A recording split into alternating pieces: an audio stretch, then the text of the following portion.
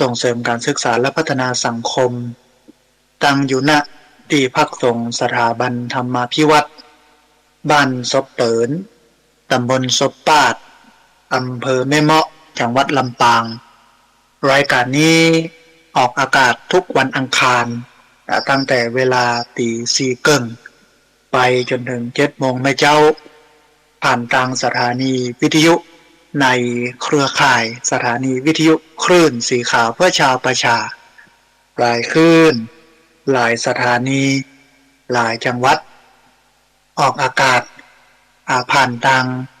เฟซบุ๊กไลฟ์ซึ่งเป็นไลฟ์สดของวัดฝ่ายหินสถานีวิทยุวัดฝ่ายหินบันทึกเทปเอาไปออกอากาศผ่านทางสถานีวิทยุเพื่อการศึกษาและพัฒนาอาชีพRadio Network FM 99.50 เมกะเฮิรตซ์วิทยาลัยเทคนิคกฟผ.แม่เมาะทุกวันศุกร์ตั้งแต่เวลา 9 โมงจนถึง 11 โมงครึ่งแล้วก็เอาปะกันพบกันในวันนี้ก็เป็นวันอังคารนะฮะท่านผู้ฟังอากาศในวันนี้ค่อนข้างที่จะร้อนพอสมควรนะร้อนอบอ้าวนะเพราะว่ามีฟ้าฝนนะฮะตกมาปล่อยๆนะที่อำเภอแม่เมาะจังหวัดลำปางขณะนี้นะฮะเอาฝน ร้อนเอานะฮะก็เป็นบรรยากาศในช่วงของฤดูฝนเปิ้นประกาศให้เข้าฤดูฝนมาประมาณเดือนนี้แล้วนะฮะท่านผู้ฟังที่มีบ้านใกล้แม่น้ำลำคลองก็ต้องระมัดระวังน้ำล้นท่วมแม่น้ำลำคลองมาท่วมบ้านของเขาท่านผู้ฟังที่มีบ้านที่อยู่ใกล้กับห้วยใกล้กับดอยระมัดระวังน้ำป่าไหลหลากดินโคลนถล่มซึ่งจะมีมาได้นะฮะตลอดจนถึงพายุที่จะมาพัดมาผ่านบ้านเราเมื่อลุเมื่อพังเมื่อเสียในเรื่องของหลังคาบ้านกาอย่างกายนะฮะฝาบ้านโดยเนาะเพราะนั้นต้องซ่อมแซมที่มันจะลุดจะลอยไปให้มันแข็งแรงคงทนกับฟ้าฝนที่จะมาถึงในบักกี้วันนี้ในช่วงฤดูกาลนี้ในช่วงมรสุมนี้นะฮะท่านผู้ฟังวันนี้จะนำเอามรรคมีองค์8มามาให้ท่านผู้ฟังทั้งหลายได้ฟังแต่ก่อนที่จะกันถึงเรื่องมรรคมีองค์8เนี้ยก็มี2เรื่องนะก็คือเรื่องที่1งานทำบุญครบรอบ1 ทศวรรษ 10 ปีที่พักสงฆ์สถาบันธรรมาภิวัตรซึ่ง มีท่านผู้ฟังให้หอมกันมาเดี๋ยวจะได้ประกาศรายชื่อรายเสียงแล้วก็อันที่2ก็คือเรื่องของงานที่ไปญะมาตวานี้ก็คือเรื่องของการไปทำแผนการป้องกันการฆ่าตัวตายของคนในอำเภอแม่เมาะเรื่องนี้น่าสนใจแล้วก็มีสถิติ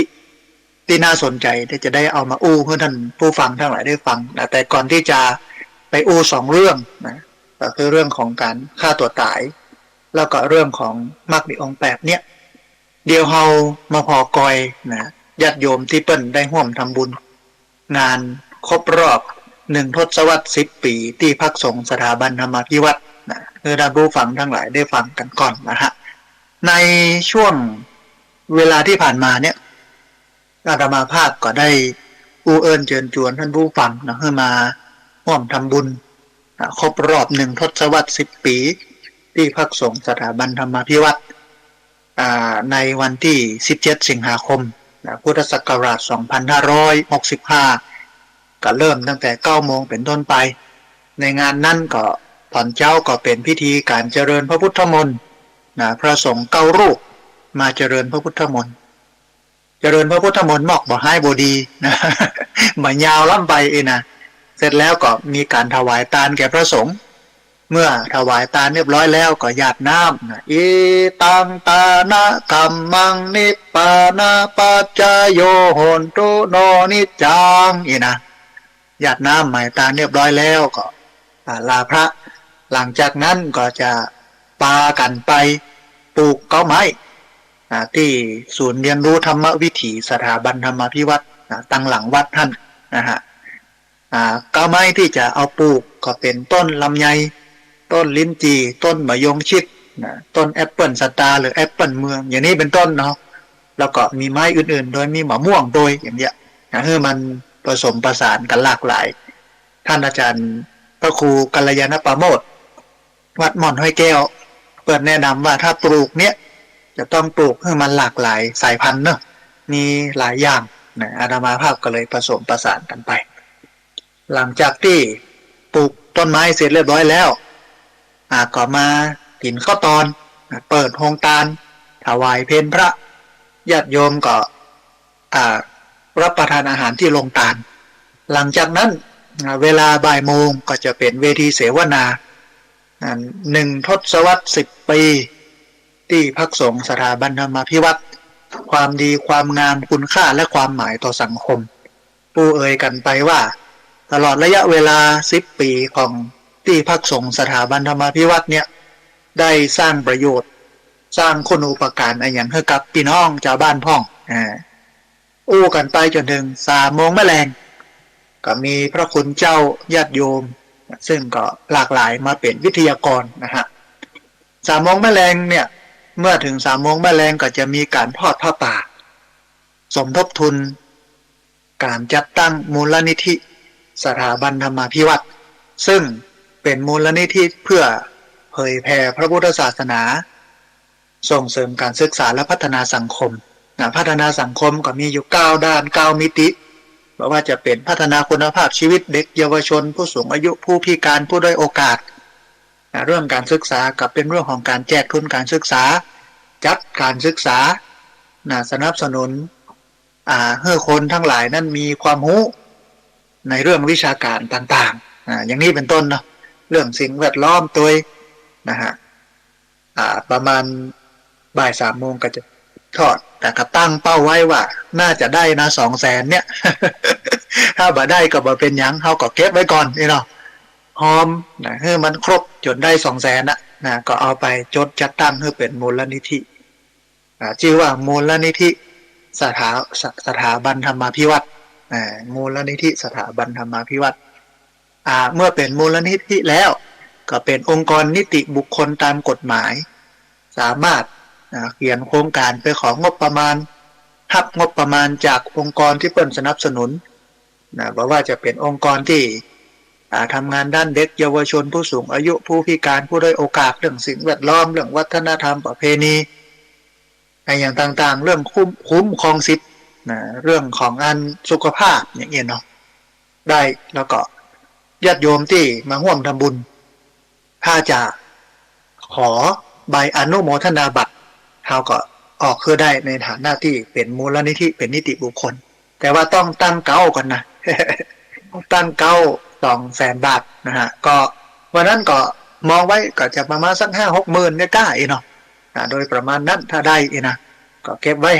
แล้วก็หอมไปเรื่อยๆทอดผ้าป่าสักครั้ง2 ครั้ง3 ครั้งโดยประมาณก็จะเอาไปจัดตั้งนะฮะแล้วก็ไหว้พระอะไรอย่างนั้นแล้วท่านผู้ฟังตลอดระยะเวลาที่ผ่านมาเนี่ยอาตมาภาพก็ได้อู้เอิญเชิญชวนท่านผู้ฟังได้มาร่วมทำบุญกันหลายบุญหลายด้านบอกว่าจะเป็นเป็นเจ้าภาพปัจจัยถวายพระสงฆ์รูปละ 2,000 บาท9 รูปอันที่1เนาะ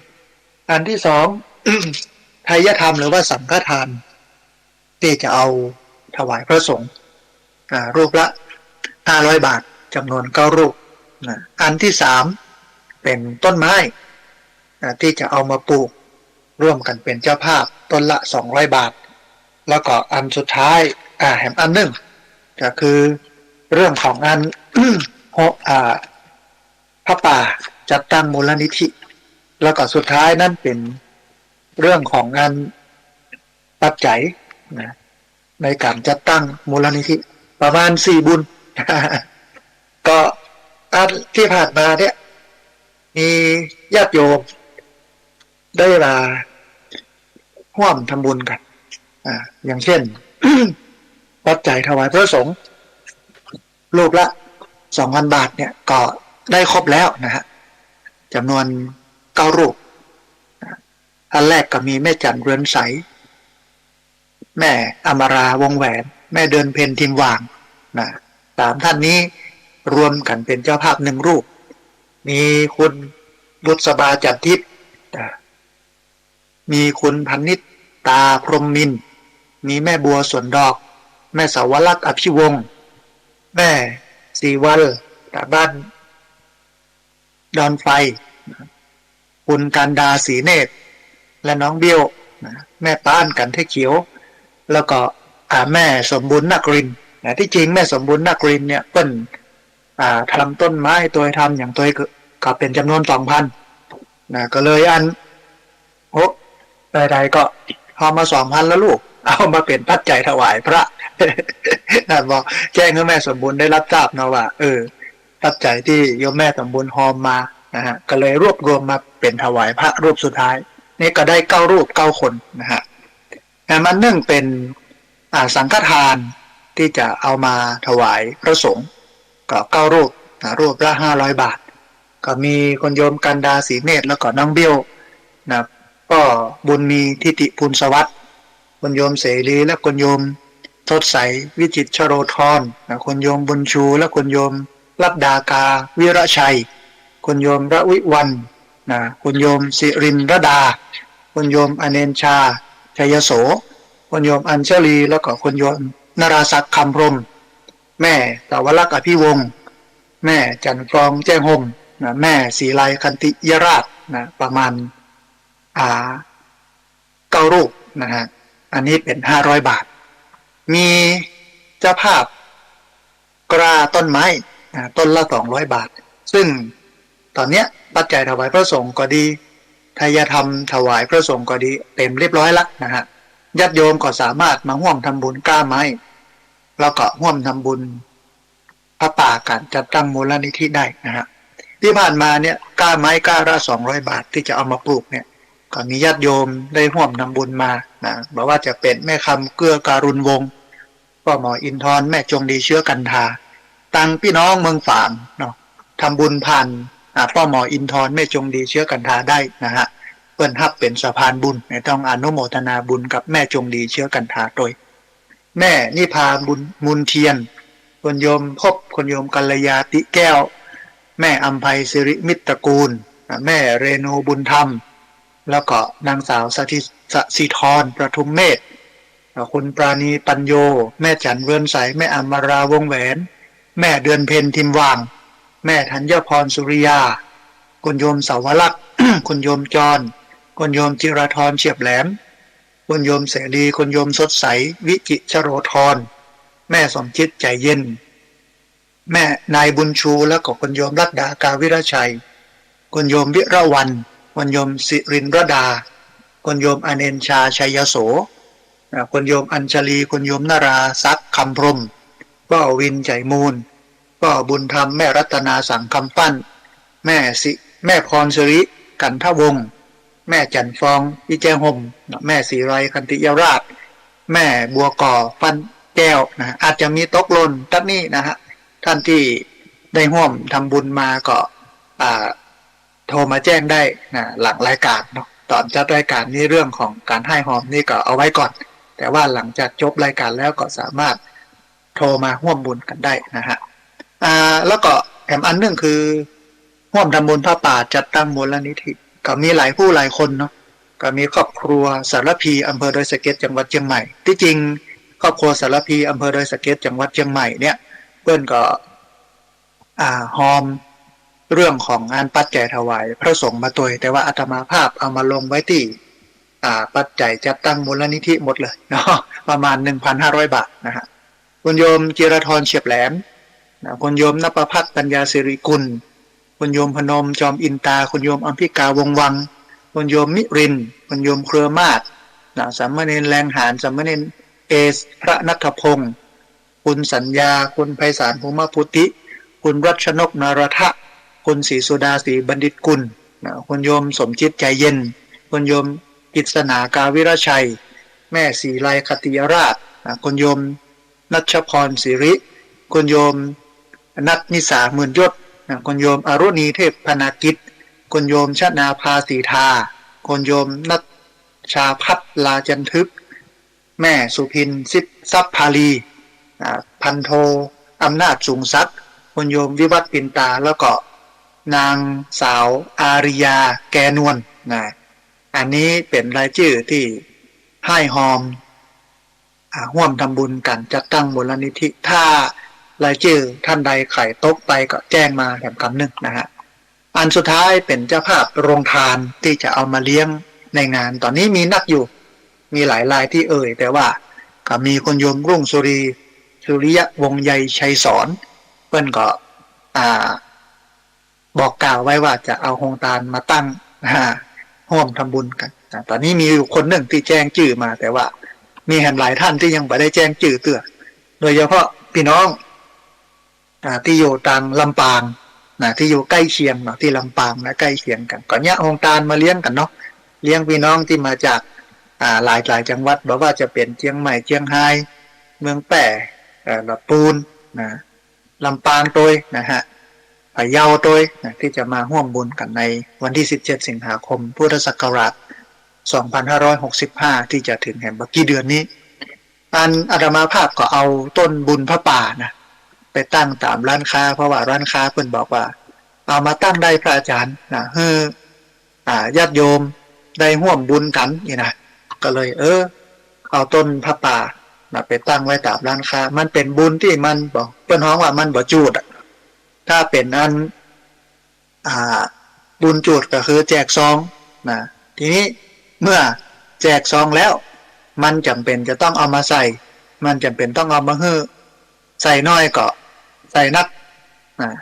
ก็เสี่ยงใส่น้อยก็อายใส่หลายก็เสี่ยงก็เลยบอกว่าเฮาแบบเนี้ยเฮาก็เอาเป็นต้นบุญพระป่าเอาแต่ว่าถ้าท่านไหนต้องการซองนี่นะก็จะทำให้แต่ว่าบ่ทำออกมาพั่มเพื่ออย่างเงี้ยญาติโยมก็เอาไปไว้ที่ร้านค้าคนมาซื้อข้าวซื้อครัวเปิ้นหันเข้าใส่เปิ้นจะทำบุญเปิ้นศรัทธาอันนั้นก็เรื่องของเปิ้นใครบ่ใส่ใครบ่ศรัทธาก็เป็นเรื่องนึงเป็นสิทธิ์ของเปิ้นอันนี้ก็แจ้งให้ทราบถึงความเคลื่อนไหวของงาน1 ทศวรรษ 10 ปีที่พักสงฆ์สถาบันธรรมพิวัตรแต่ว่าวันซืนวันที่บักกี่วันเนี่ยวันที่25เนี่ยเนาะก็มีผู้สูงอายุมาเฮียน80 คนนะท่านผู้ฟังนักเรียนโรงเรียนผู้สูงอายุของของตำบลซบปากเนี่ยอำเภอแม่เมาะจังหวัดลำปางเนี่ย80 คนมาเฮียนกันม่วนนะฮะเพราะว่าปิดกันไปเมินแล้วเดียวแหมกำนึงเนี่ยก็วันที่8วันที่8มิถุนายนก็จะได้มาห่ำมาเฮียนกันมาทำกิจกรรมกันแฮมมันก็ทำให้ผู้สูงอายุเนี่ยมีชีวิตหรือว่าคุณภาพชีวิตที่ดีขึ้นบ่ไปเป็นโรคซึมเศร้าบ่นำไปสู่การฆ่าตัวตายทำให้ชีวิตอายุยืนยาวเพราะว่าการเรียนการสอนของโรงเรียนผู้สูงอายุเนี่ยบ่ได้มาเรียนกอไก่ขอไข่เหมือนละเด็กละอ่อนรู้เนาะมันเป็นเรื่องของศิลปะวัฒนธรรมเรื่องสุขภาพเรื่องอะไรอย่างต่างๆเรื่องอาชีพเรื่องธรรมะนะมาเรียนกันในวันที่8ที่จะถึงนี้ก็จะมีศูนย์วิทยาศาสตร์เพื่อการศึกษาลำปางมาสอนทำเป็นห้องว่าอุปกรณ์บริหารมือแต่ยากจะได้ให้มือมันแบบติดล็อกมันยังแข็งแรงมันยังใจได้อยู่มันนวดมืออย่างเงี้ยนะเป็นอุปกรณ์นวดมือแล้วก็แหมหลายอย่างถึงเรื่องของผู้สูงอายุแล้วก็ที่เปิ้นฆ่าตัวตายแล้วก็ถึงเรื่องของการฆ่าตัวตายท่านผู้ฟังแต่วันนี้เนี่ยไปประชุมทำแผนเพื่อป้องกันการฆ่าตัวตายซึ่งกรมอนามัยหรือว่ากรมสุขภาพจิตที่1ของกรมอนามัยเนี่ยเปิ้นมาจัดก็มีผู้อำนวยการโรงพยาบาลส่งเสริมสุขภาพตำบลทุกตำบลมีประธานอสม.ตำบลมีหน่วยงานราชการตำรวจมีครูทุกโรงเรียนซึ่งเป็นโรงเรียนมัธยมเลยนะโรงเรียนขยายผลตัวอย่างตัวอาตมาภาพกับรูปหนึ่งที่เปิ้ลนิมนต์ไปก็ไปดูข้อมูลท่านผู้ฟังน่าสนใจโดยเฉพาะจังหวัดลำปางจังหวัดลำปางเนี่ยเป็นอันดับ ต้นๆนะของการฆ่าตัวตายแล้วก็อำเภอแม่เมาะเนี่ยเป็นอำเภออันดับหนึ่งของจังหวัดลำปางนะของการฆ่าตัวตายนะเป็นอำเภออันดับหนึ่งของจังหวัดนะในเรื่องของการฆ่าตัวตายซึ่งดูข้อมูลที่เปิ้ลเอามาให้ดูเนี่ยมันก็น่าสนใจแล้วก็วางแผนกันว่าจะได้ให้เกิดการป้องกันในการลดการฆ่าตัวตายลงก็เลยเอาบทความท่านผู้ฟังมาสักหน่อยหนึ่งคือท่านผู้ฟังทั้งหลายได้ฟังเป็นบทความของศาสตราจารย์นายแพทย์สมศักดิ์โลเลขาราชวิทยาลัยกุมารแพทย์แห่งประเทศไทยเปิ้ลเขียนไว้ถึงเรื่องของการฆ่าตัวตายของคนไทยนี่นะก็น่าสนใจเปิ้ลมีวิธีการสังเกตพอว่าใครเป็นโรคซึมเศร้าสมควรที่จะเข้าไปพอไปกอยไปไปอย่างนี้ก็น่าสนใจมันมีข้อมูลที่เปิ้ลเขียนไว้ว่าองค์การอนามัยโลกท่านผู้ฟังได้วางนโยบายที่จะลดอัตราการฆ่าตัวตายของทุกประเทศลง10%ระหว่างปีค.ศ. 2013ถึง2020และจะต้องลดลงให้ได้1 ใน 3ในปีค.ศ. 2030ในปัจจุบันเนี่ยท่านผู้ฟังมีคนฆ่าตัวตาย1 คนในทุกๆ40 วินาที1 คนต่อ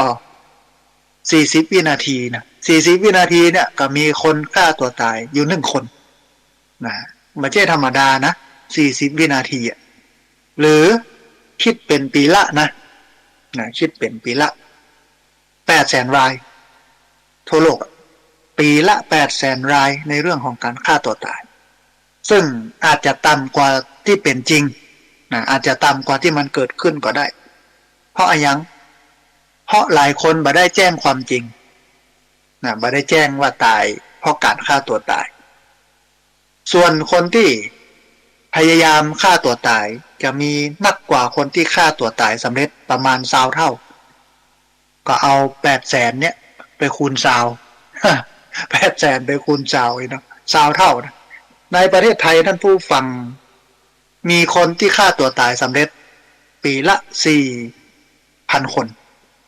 เป็นป้อจายมากกว่าไม่ยิง4 เท่าเป็นป้อจายมากกว่าไม่ยิง4 เท่าในค่าเฉลี่ยเนี่ย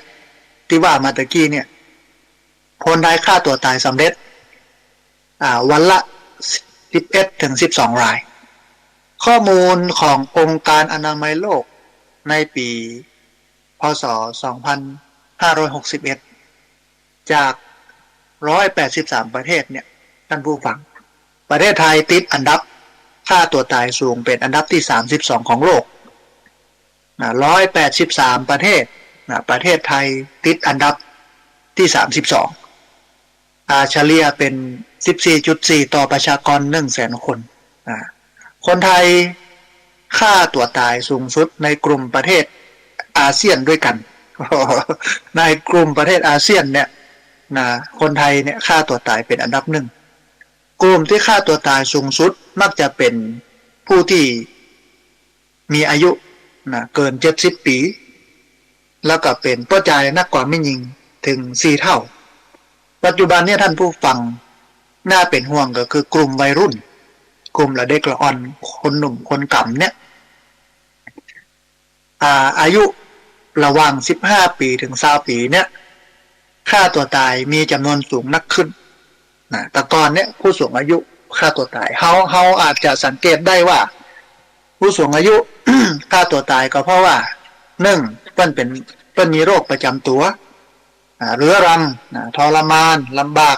ทุกพลภาพเนี่ยเราก็เข้าใจได้นะถ้าหากว่าลูกหลานมาดูแลดีอย่างดีน้อยอกมองใจกับลูกกับหลานอย่างเงี้ยหมอที่เปิ้นมาอบรมแต่ว่าเนี่ยเปิ้นก็บอกว่าในช่วงเดือนเมษาเป็นช่วงพีคเป็นช่วงสูงของผู้สูงอายุที่ฆ่าตัวตายเปิ้นว่าเนี่ยอย่างถึงเป็นอย่างนั้นเปิ้นก็บอกว่าคนเฒ่าหลายคนในช่วง ที่เป็นช่วงสงกรานต์เนี่ยหรือว่าปีใหม่เมืองเนี่ยปกติเปิ้นก็จะมีลูกหลานมาดำหัวสะเก้าดำหัวแต่ว่าบางครั้งบางทีลูกหลานมาเปิ้นติดธุระภาระแล้วก็ยิ่งมีโรคระบาดโควิดเนี่ยเปิ้นก็มาลำบากอยู่เนาะก็น้อยอกมองใจนะฆ่าตัวตายนะนักขึ้นในช่วงปีใหม่เมืองหรือว่าสงกรานต์ที่ผ่านมาผู้สูงอายุนะแล้วก็เปิ้นก็บอกว่าก็น่าเป็นห่วงแห่งกลุ่มนึงก็คือกลุ่มคนหนุ่มสาวที่อายุระหว่าง12 ถึง 29 ปีเพราะว่าสังคมวันนี้มันแข่งขันกันสูงอะมันบีบรัดนะมันแข่งแย่งชิงดีมันต่อสู้นะญาติตึง เอา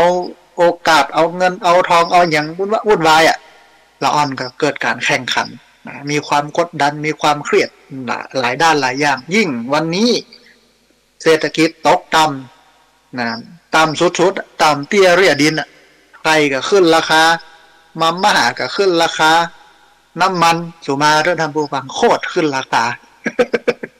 แป้งขนาดน้ำมันแต่ก่อนนี้เติม500สบายมากเดี๋ยวนี้ปันหนึ่งก็ยังได้เกินเดียว นะไอ้ยังกับแป้งหมดเลยนะกล้าครองชีพก็สูงเนี่ยมันก็ทำให้นำไปสู่เรื่องของการฆ่าตัวตายและในนี่นะเปิ้ลก็บอกว่า1 ใน 3ของคนที่ฆ่าตัวตายทั้งหมดเนี่ยแล้วก็เป็นสาเหตุของการตายอันดับ2ของคนกลุ่มนี้เนี่ยรองจากอุบัติเหตุโดยทั่วไปป้อจ่ายฆ่าตัวตายนักกว่าไม่ยิงนะยกเว้นกลุ่มอายุ15 ถึง 19 ปีอัตราฆ่าตัวตายของไม่ยิงเนี่ยเท่ากับป้อจ่ายนะแล้วก็ การฆ่าตัวตายเนี่ยเลือกวิธีอันดับ1ก็คือแขวนคออันดับ2เนี่ยดื่มยาพิษอันดับ3เนี่ยอาวุธปืนนะอย่างเงี้ยอันดับ4กระโดดสะพานอย่างเงี้ยนะก็ดูข้อมูลดูสถิติ ดูเอ่ยกันไปวางแผนว่าจะป้องกันอย่างไรตั้งศูนย์เพื่อคำปรึกษาอสม ลงไปหาคนเฒ่าคนแก่คนหนุ่มคนกำอบรม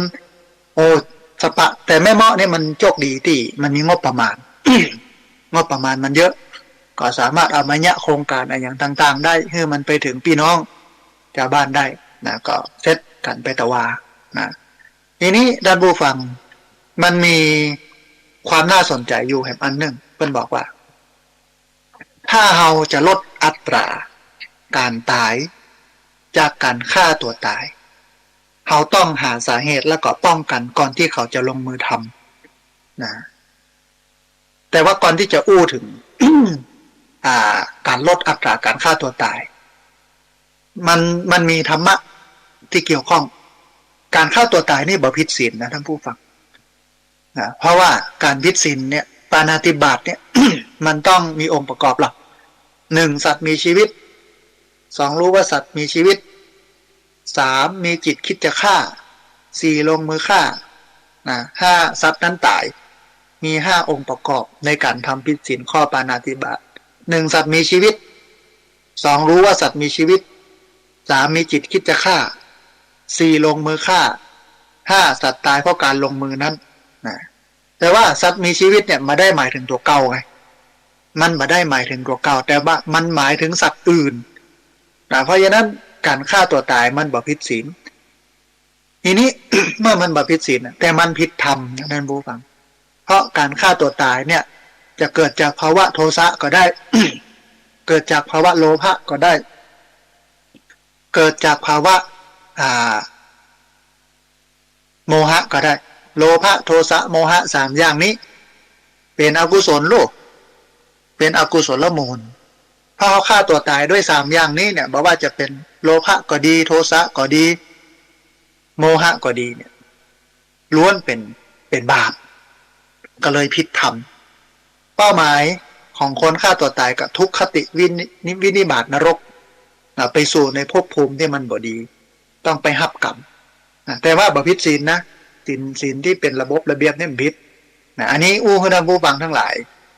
ได้เข้าใจท่านนี้ก่อนนะฮะทีนี้ท่านผู้ฟังมีสิ่งที่เตือนคนใกล้ชิดให้ทราบว่าเขาจะฆ่าตัวตายแล้วมีอะไรอย่างพ้อง มีอาการใดพ้องเนี่ยเขาต้องช่วยกันพอนะเขาต้องช่วยกันสังเกตนะในฐานะที่เป็นพุทธศาสนิกชนเป็นคนอยู่ในหมู่บ้านชุมชนเป็นพี่เป็นน้องเป็นพ่อเป็นแม่เป็นลุงเป็นป้าเป็นอาวเขาก็ต้องพอคนของเขาพอคนของคนอื่นด้วยไม่ใช่ว่าไม่ใช่ฆ่าตายจังมันเตอะไม่ใช่พี่น้องฆ่าตายจังมันยังเนี่ยไม่ใช่นะเขาก็ต้องมาช่วยกันพอคนรอบข้าง ที่เปิ้นมีอาการที่จะนำไปสู่การฆ่าตัวตายนะทำลายชีวิตมันจะมีลักษณะท่านผู้ฟังของคนที่จะฆ่าตัวตายเป็นได้พ้องอันแรกนะอู้มาตรงๆเลยบอกว่าอยากตายถ้าไข่อู้อย่างเงี้ยนะใครอยากกินยาตายว่ะยานาสุมาด้วยนะผู้ฟังใครตายว่ะเนี่ยจมบนหรือว่าอู้เรื่องเนี้ยว่าอยากตายใครตายเนี่ยเขาต้องพอกอยเปิ้ลแล้วก็ให้ความสำคัญไปปรับทุกไปอู้ไปเพราะว่าบางเรื่องบางอย่างเมื่อมีคนรับฟังตามหลักจิตวิทยานะมีคนรับฟังมีคนเข้าใจมันก็ลดปัญหาลงเกินนึงแล้วนะบางคนนี่บ่ยอมอู้ก็ไปมกตัวอยู่ในห้องในอย่างเงี้ยแต่ถ้าจมว่าอยากฆ่าตัวตายเนี่ยต้องรีบคว้ามือไว้แล้วก็ไปปลอบประโลมไปอู้ไปไปอย่างหาช่องทางหาหน่วยงานที่เปิ้นเกี่ยวข้องอย่างกรมสุขภาพจิตเนี่ยรพสตสาธารณสุขโรงพยาบาลเมื่อเปิ้นมาขอมาก่อยน่าจะไปละไว้เนอะทำบูฟังเนอะถ้าใครว่าอยากตายนะฮะอันนี้หนึ่งเนาะอันที่สองเปิ้นบอกว่าดูหรือว่าค้นหาวิธีการฆ่าตัวตายถ้าคนนั้นนะดูหรือว่าค้นหาวิธีการฆ่าตัวตายเช่นดูในอินเทอร์เน็ตแต่ถ้าดูโทรทัศน์ก็จะชอบดูเรื่องของการฆ่าตัวตายหรือว่าอ่านวิธีการฆ่าตัวตายบางคนซื้อยาฆ่าแมลงมาบางคนซื้ออาวุธปืนมาไว้ในบ้านบางคนเตรียมเชือกไว้โดยที่บ่มีเหตุผลเนี่ยถ้าอาการยังเกิดนะรีบเข้าไปโอบกอดรีบเข้าไปอู้ไปไปขอไปกอยแล้วก็ประสานงานหน่วยงานที่เกี่ยวข้องกับเรื่องสุขภาพจิตเพื่อมาปลอบประโลมเพื่อมาอู้เพื่อมาแก้ไขปัญหาซึ่งปัญหาการฆ่าตัวตายเนี่ยมันต้องใช้สหวิชาชีพมันต้องใช้หลากหลายอาชีพถ้าตำรวจหมอปกครองอย่างที่ที่ดินบางเทื่อเป็นหนี้หรอกมันแก้บ่ได้แต่ต้องไปขอประนอมหนี้ได้ก่อถ้าหน่วยงานเข้ามาเกี่ยวข้องก็มาช่วยกันขอประนอมหนี้ได้ก่อพัฒนาสังคมอู้เรื่องของรายได้คือเปิ้นอาชีพอย่างเงี้ยนะฮะอันนี้เป็นอันที่สองเนาะถ้าเปิ้นค้นหาวิธีการฆ่าตัวตายไปดูในอินเทอร์เน็ตดูทีวีเรื่องของการฆ่าตัวตายหรือว่าไปเสาะหาอ่านวิธีการฆ่าตัวตายรวมถึงไปสะสมไปเก็บยาฆ่าแมลงอาวุธปืนเชือกไว้เราก็ต้องรีบละนะฮะต้องพอต้องก่อยอันนี้อันที่สองเนาะอันที่สามถ้าเปิ้นอู้หรือว่าเปิ้นจมว่าชีวิตเนี่ยมันหมดความหวังบอกว่าจะอยู่ไปเนี่ยอย่างเนี่ยมันมีจุดหมายปลายทางเลยถึงวันนี้แย่นะถ้าเป็นอู้เป็นจมไว้อย่างเนี้ยเราต้องรีบนะท่านผู้ฟังรีบโอบกอดรีบปูรีบประสานหน่วยงานที่เกี่ยวข้องเข้ามาผอมมากอยเปิ้นให้ได้รับการดูแลให้รับการใส่ใจนะฮะอันที่สี่อันถ้าอู้ในทิศทางที่บ่งบอกว่าเขาตกอยู่ในความเจ็บปวดทางร่างกายที่ทรมานหรือว่าโรคเรื้อรังที่มันรักษาบ่หายจมนะว่าโอ้เป็นโรคเนี่ยจัดเมินแล้วรักษาบ่หายสักเตือกินยาตายให้ดีก้าเขาก็ต้องรีบอบกอดรีบเยียวยารีบประสานหน่วยงานที่เกี่ยวข้องให้คำปรึกษาเพื่อเพื่อมีกำลังใจเพราะว่าการฆ่าตัวตายเนี่ยมันอันหนึ่งก็คือมันหมดคุณค่าสังคมหมดคุณค่าจากการได้ทำประโยชน์อย่างต่างๆหรือ ทำรายได้ให้กับตัวเก่าให้กับครอบครัวอย่างเงี้ยบางคนนอนแอบเงียบติดเตียงอยู่เนี่ยเป็นโรคเป็นอย่างเนี้ยก็อาจจะคิดแวบหนึ่งไปเรื่องของการฆ่าตัวตายแต่บางคนก็มีนะที่เปิ้นป่วยติดเตียงนะที่เปิ้นอะไรอย่างเปิ้นก็อยู่ได้มีจิตใจที่แข็งแรงสมบูรณ์เหนือคนที่อาการ32ครบก่อนนะหลายคนที่ฟังรายการวิทยุอยู่นะผู้ป่วยติดเตียงหลายท่านนี่ต้องอนุโมทนาบุญเป็นแบบอย่างชัดดีนะฮะนะถึงแม้ร่างกายเขาเจ็บป่วยแต่จิตใจเขาบ่ป่วยนะเขาสูงส่ง อันนี้อันที่4เนาะอันที่5ถ้าจมว่าเปิ้นเนี่ยเป็นภาระของคนอื่นนะเริ่มจมแล้วว่าเป็นภาระของคนอื่นจะต้องมาดูมาแลต้องมานั่นมานี่นะเป็นภาระพ่อแม่พี่น้องอย่างเงี้ยเราจะต้องรีบไปดูแลรีบไปอบอุ้มรีบไปจับมือนะฮะแถมอันนึงนะถ้าจมว่าถึงเขาตายไปก็บ่มีไผเดือดร้อนถ้าตายไปก็มีไผเดือดร้อนนะเนี่ยตายก็ตึ้งมาพ่อมากอยอยู่แล้วแม่ต้องรีบอบอุ้มรีบประสานหน่วยงานนะสุขภาพจิตกรมสุขภาพจิตรพสตสสอโรงพยาบาลชุมชนนะเข้ามาพอมาคอยตัดนี้นะฮะอันที่7นะพฤติกรรมเปลี่ยนไปแต่ก่อนบ่กินเหล้าบ่สูบบุหรี่โอ้มาบ่เดียวนี้เอานักเฮ้ยตึงกินเหล้าตึงสูบบุหรี่ติดยาเสพติดแฮมแน่ต้องรีบดูแลรีบไปรักษารีบเยียวยา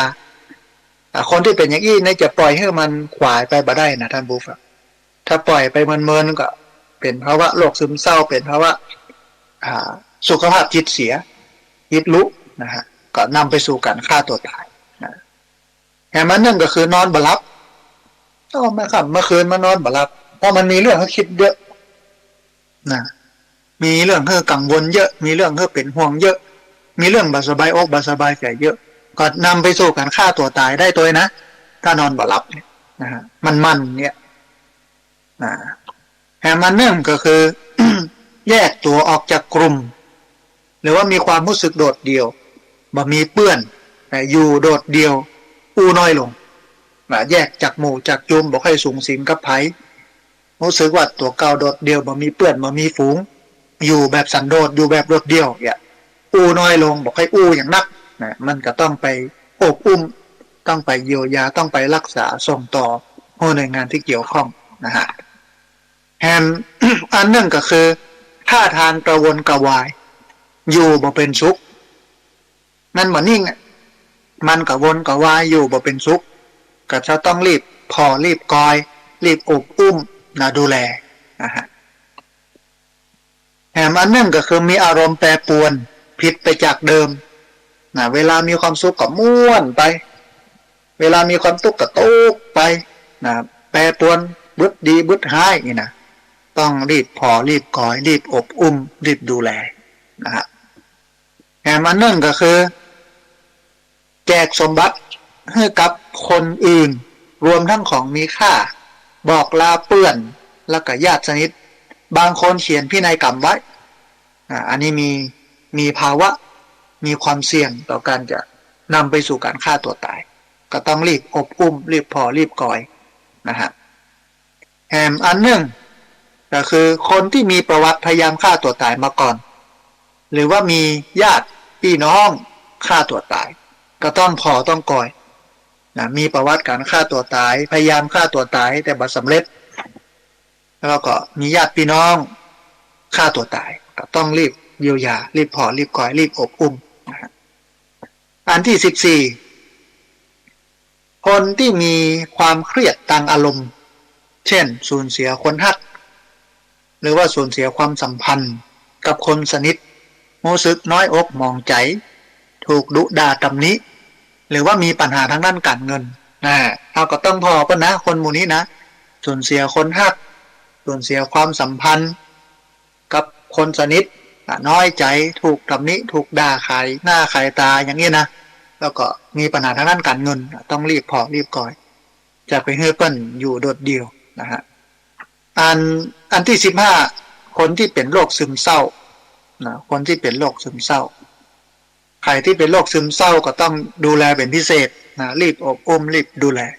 มี15อย่างท่านผู้ฟังอาการของคนที่จะนำไปสู่การฆ่าตัวตายนะทีนี้มันมีแหมอันหนึ่งที่เปิ้ลบอกไว้นะว่าหลังในระยะหลังเนี่ยจะปะว่าวัยรุ่นคนหนุ่มสาวโพสต์ข้อความลงในสื่อสังคมก็คือ Facebook กา Instagram กา Twitter กา LINE กาไอ้นะก่อนฆ่าตัวตายนะบอกว่าจะเป็นการสั่งเสียขอโทษลาก่อนนะหรืออู้ถึงความตายบ่อยากอยู่ต่อไปแล้วบางคนโพสต์ตนเองเนี่ยว่าหมดความหวังล้มเหลวนะรู้สึกผิดหวังบางคนโพสต์ถึงความเจ็บปวดทรมานหรือว่าตัวเก่าได้เป็นภาระให้แก่คนอื่นทีนี้ท่านผู้ฟังเมื่อเฮาปะคนที่เฮารู้จักแสดงอาการหรือว่าโพสต์ข้อความที่บอกอาการเตือนว่าเขาจะฆ่าตัวตายเฮาควรเข้าไปช่วยเหลือด้วยความเต็มใจแล้วก็จริงใจให้กำลังใจสร้างความหวังนะเข้าไปช่วยเหลือด้วยความเต็มใจแล้วก็จริงใจให้กำลังใจเขาสร้างความหวังสร้างอนาคตให้เขาพร้อมยอมรับว่าเขานั้นมีปัญหาแต่ให้เขาเห็นว่าปัญหาต่างๆแก้ไขแล้วก็ผ่านมันไปได้ทุกนั้นมีไว้ให้แก้นะไม่ใช่มีไว้ให้กลุ่มหรือกบเกลื่อนโลกนั้นมีไว้ให้เหยียบไม่ใช่มีไว้ให้แบกปัญหาทุกปัญหาถึงเวลามันก็ผ่านไปอย่างนี้นะก็ให้คำปรึกษาปลอบใจช่วยคิดหาทางแก้ไขชักชวนให้เขาออกมาทำกิจกรรมนอกบ้านอย่าให้เปิ้ลได้อยู่คนเดียวนะบอกเขาญาติเข้ามาผอมาคอยดูแลกันใกล้ชิดหรือติดต่อสายด่วนสุขภาพจิตนะ1323โทรไปขอคำปรึกษาที่1323นะ1323นะท่านผู้ฟังนะฮะโทรไปนะปรึกษาเปิ้ล1323อันนี้เป็นบทความโดยศาสตราจารย์นายแพทย์สมศักดิ์โลเลขาประธานราชวิทยาลัยกุมารแพทย์แห่งประเทศไทยราชวิทยาลัยกุมารแพทย์แห่งประเทศไทยที่เอามามาให้ท่านผู้ฟังทั้งหลายได้ฟังกันในเจ้านี้ปารภเหตุว่าแต่ว่านี้ไปประชุมทำแผนเพื่อ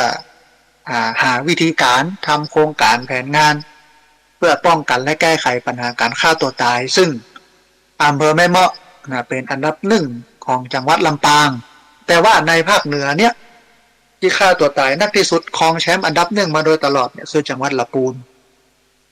จังหวัดลำพูนเป็นจังหวัดที่ฆ่าตัวตายนักที่สุดในภาคเหนือนี้นะฮะแต่ที่จริงก็ครองแชมป์มาเป็นอันดับต้นๆของประเทศด้วยซ้ำมันเป็นเรื่องที่น่าแปลกนะลำพูนเป็นเมืองคูบานะ3คูบาก่อนลูก4คูบาก่อนลูกเป็นเมืองที่มีอายุยืนยาวหลายพันปีมาแล้วมีวัฒนธรรมมีประเพณีมีพระธาตุหริพูนชัยแต่สิ่งเหล่านี้มันยังไม่เข้าถึงจิตใจผู้คนเนาะก็เลยทำให้คนลำพูนเนี่ยฆ่าตัวตายนักเป็นอันดับหนึ่งของภาคเหนือนี่นะฮะน่าสนใจแต่ว่าเขาก็ต้องพออาการ15อย่างนี้ถ้าใครมีอาการก็ต้องรีบอบอุ้มรีบดูแลรีบพอกอยรีบประสานหน่วยงานที่เกี่ยวข้องหรือว่าโทรไปที่สายด่วนสุขภาพจิต1323เอาละจบไปละ 2 เรื่องนะฮะเรื่องแรกก็คืองานครบรอบ1 ทศวรรษ 10 ปีที่พักสงฆ์สถาบันธรรมาภิวัตรผู้รายชื่อรายนามคนร่วมทำบุญอาจจะมีตกหล่นพ้องนะท่านผู้ฟังท่านใดที่โอนมาแล้วทำบุญมาแล้วมันตกมันหล่นก็เดี๋ยวแจ้งมากำนึงโดยเฉพาะพี่น้องลำปางลืมไปนะวันนั้นเปิ้นทำบุญมาผ่านบัญชีเปิ้นก็โทรมาบอกมากอยอย่างเนี้ยแล้วก็ลืมบันทึกไว้แล้วก็รอเปิ้นโทรเข้ามานะฮะทีนี้ท่านผู้ฟังมาถึงเรื่องของเราในวันนี้เรื่องของมรรค8ซึ่งเป็นเรื่องสำคัญมรรค8เนี่ยท่านผู้ฟังก็หมายถึงหนทางสู่การดับทุกข์ เป็นทางออกของปัญหาทั้งหมดทั้งปวงโดยเฉพาะการฆ่าตัวตายด้วยนะถ้าเราเอามรรคแปดมาปฏิบัติใจในชีวิตเนี่ยมันก็จะนำไปสู่การแก้ไขปัญหาหลายๆเรื่องหลายๆอย่างได้ชีวิตจะดีขึ้นนักนะจะดีขึ้นทันตาเห็นดีขึ้นจากหน้ามือเป็นหลังมือนี่นะโดยการเอามรรคแปดเนี่ยมาใช้ในชีวิตประจำวันท่านผู้ฟังมรรคแปดหมายถึงหนทางสู่การดับทุกข์ประกอบไปด้วย8อย่าง8ประการนะ1ก็คือสัมมาทิฏฐิ2ก็คือสัมมาสังกัปปะ3ก็คือสัมมาวาจา4คือสัมมากัมมันตะ5คือสัมมาอาชีวะ6คือสัมมาวายามะ7คือสัมมาสติ8คือสัมมาสมาธิอันนี้ก็อยู่ในนักธรรมนะที่เปิ้นเอาไว้สอนพระสงฆ์องค์เนรนะก็เลยยกเอาเรื่องนี้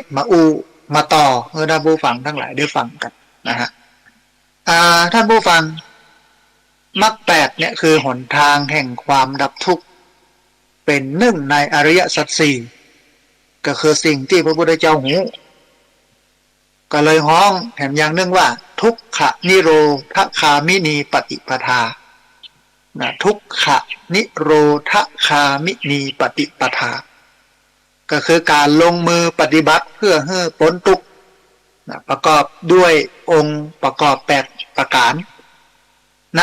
ธรรมจักรปวัตตนสูตรท่านผู้ฟังพระพุทธเจ้าตรัสว่าอริยมรรคมีองค์8นี้เนี่ยเป็นทางสายกลางคือเป็นข้อปฏิบัติอัน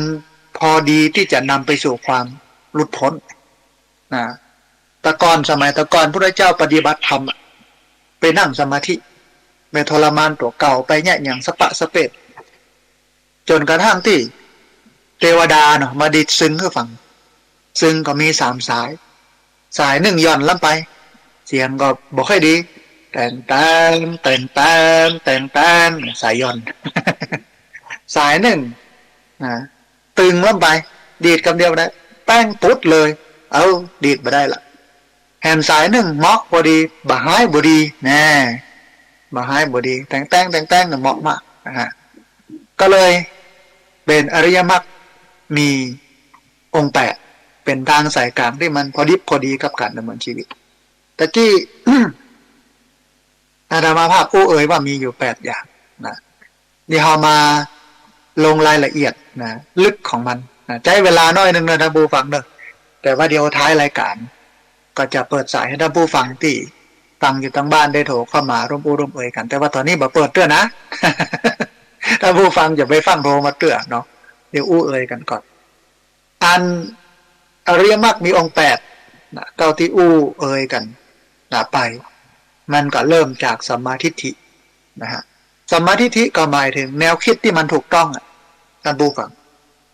ความเห็นชอบตามทำนองคองธรรมเช่นหันว่าทำดีได้ดีทำชั่วได้ชั่วเนออันนี้ถือเป็นองค์แรกในมรรคมีองค์8นะสัมมาทิฏฐิเนี่ยอันเป็นแนวทางสู่การหลุดพ้นจากทุกข์ใน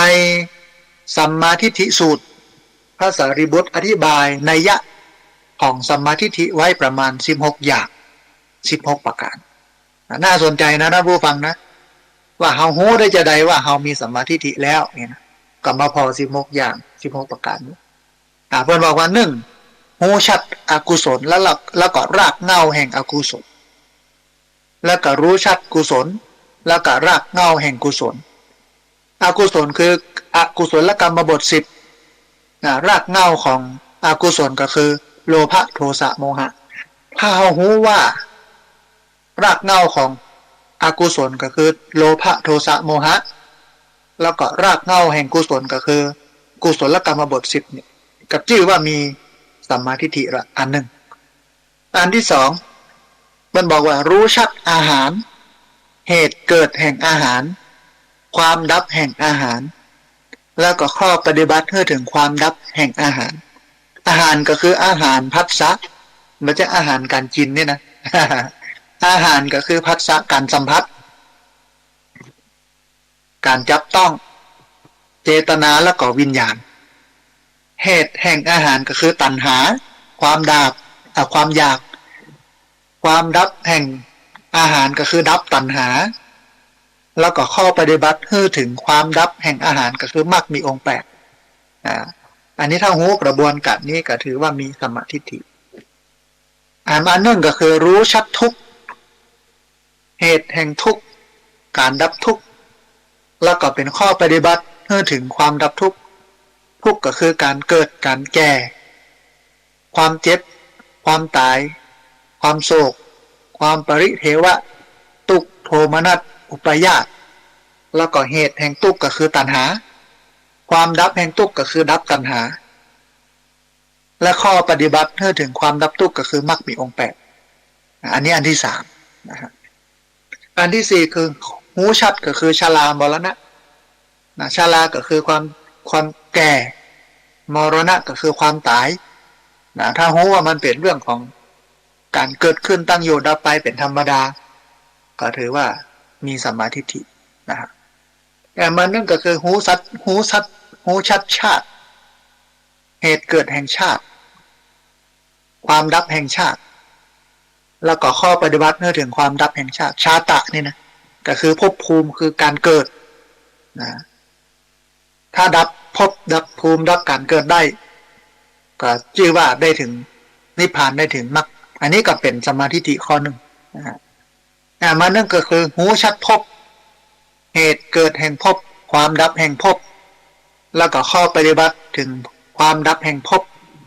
เหตุเกิดแห่งภพก็คืออุปทานการยึดถือ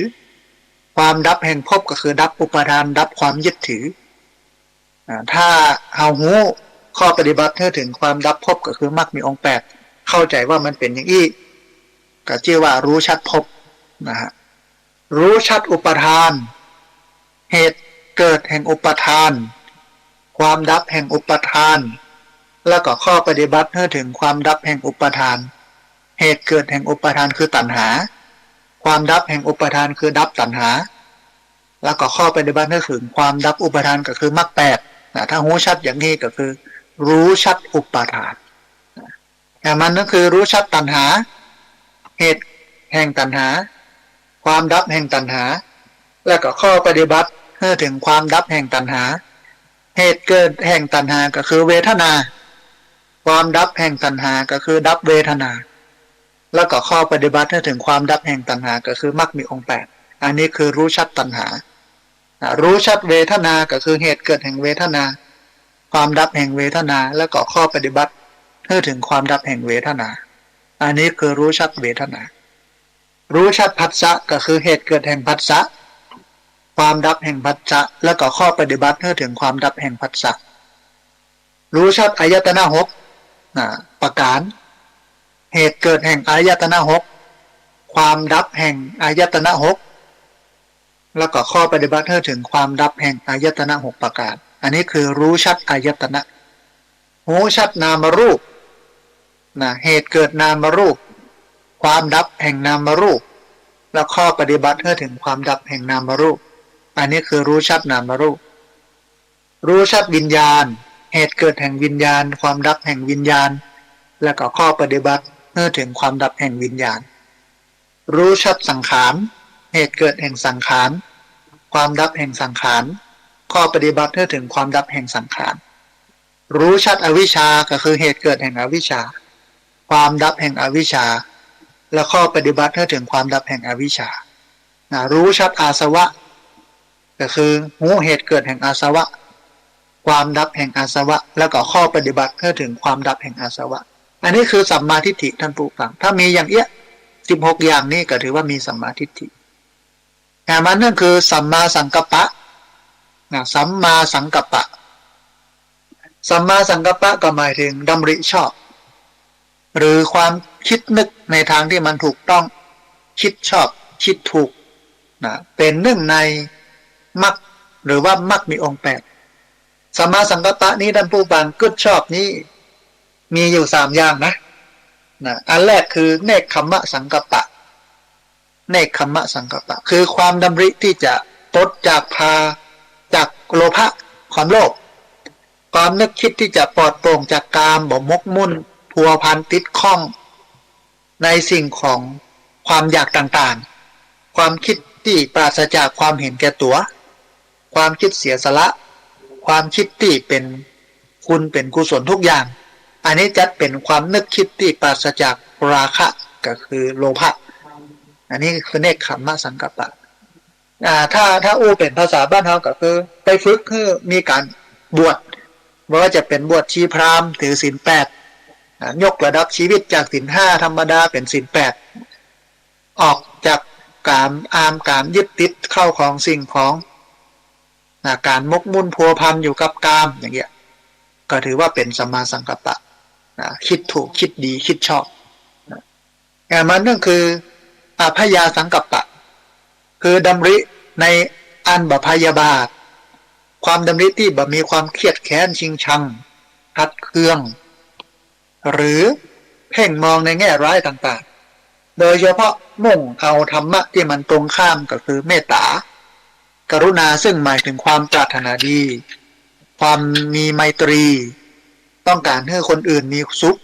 จัดเป็นความนึกคิดที่ปราศจากโทสะให้โทสะมันหายจากจิตจากใจของเขาเป็นอภยาสังกัปปะนะครับ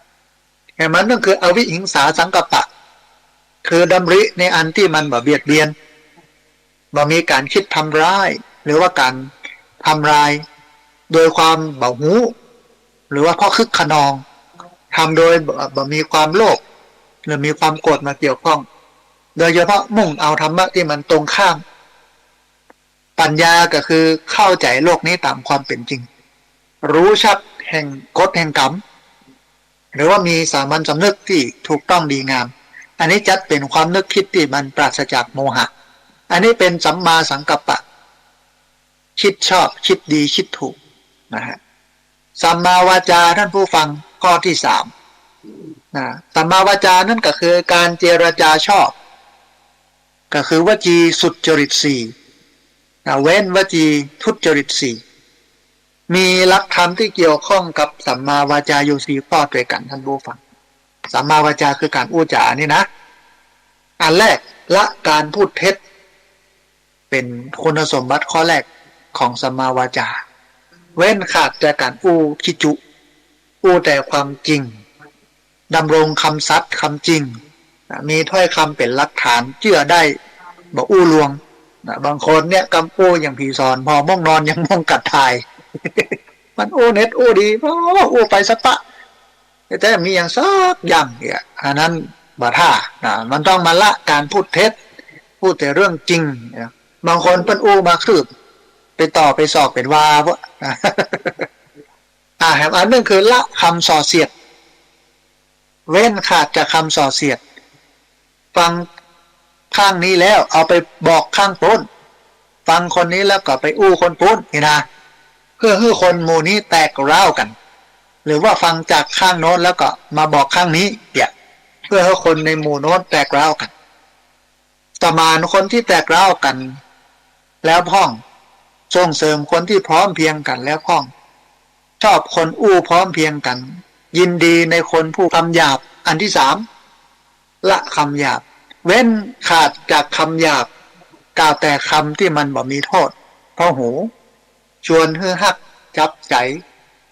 เป็นของเจ้าเมืองเจ้าบ้านส่วนมากรักใคร่พอใจมาอู้คำหยาบขายอู้แต่คำหวานคำดีนะครับอันสุดท้ายคือละคำเพ้อเจ้อเว้นขาดจากคำเพ้อเจ้ออู้ถูกการเวลากาลเทศะอู้แต่คำที่มันเป็นจริงอู้อิงทัศอับอิงธรรมอู้อิงวินัยอู้แต่คำที่มีหลักฐานมีที่อ้างมีกำหนดประกอบไปด้วยประโยชน์โดยการอันควรบ่ได้อู้ไปเลยอันนี้คือสัมมาวาจานะฮะแต่มานึกอันที่สี่สัมมาสังกัปปะสัมมาสังกัปปะคือเป็นหนึ่งในมรรคแปดหรือมรรคมีองค์แปดกระทำชอบทำการชอบคือการกระทำที่เว้นจากความประพฤติชั่วทางกายสามอย่างได้แก่เว้นจากการฆ่าสัตว์อันนี้อันที่หนึ่งอันที่สองคือการงดเว้นจากการถือเอาสิ่งของที่เขาบ่ได้ฮื้อมาเป็นของตัวเก่าโดย ทุจริตวิธีการต่างๆนะ3การงดเว้นจากการประพฤติผิดในกาม3ข้อนี้คือสัมมากัมมันตะนะการกระทำชอบการกระทำที่มันถูกต้องก็คือการงดเว้นจากการฆ่าทรัพย์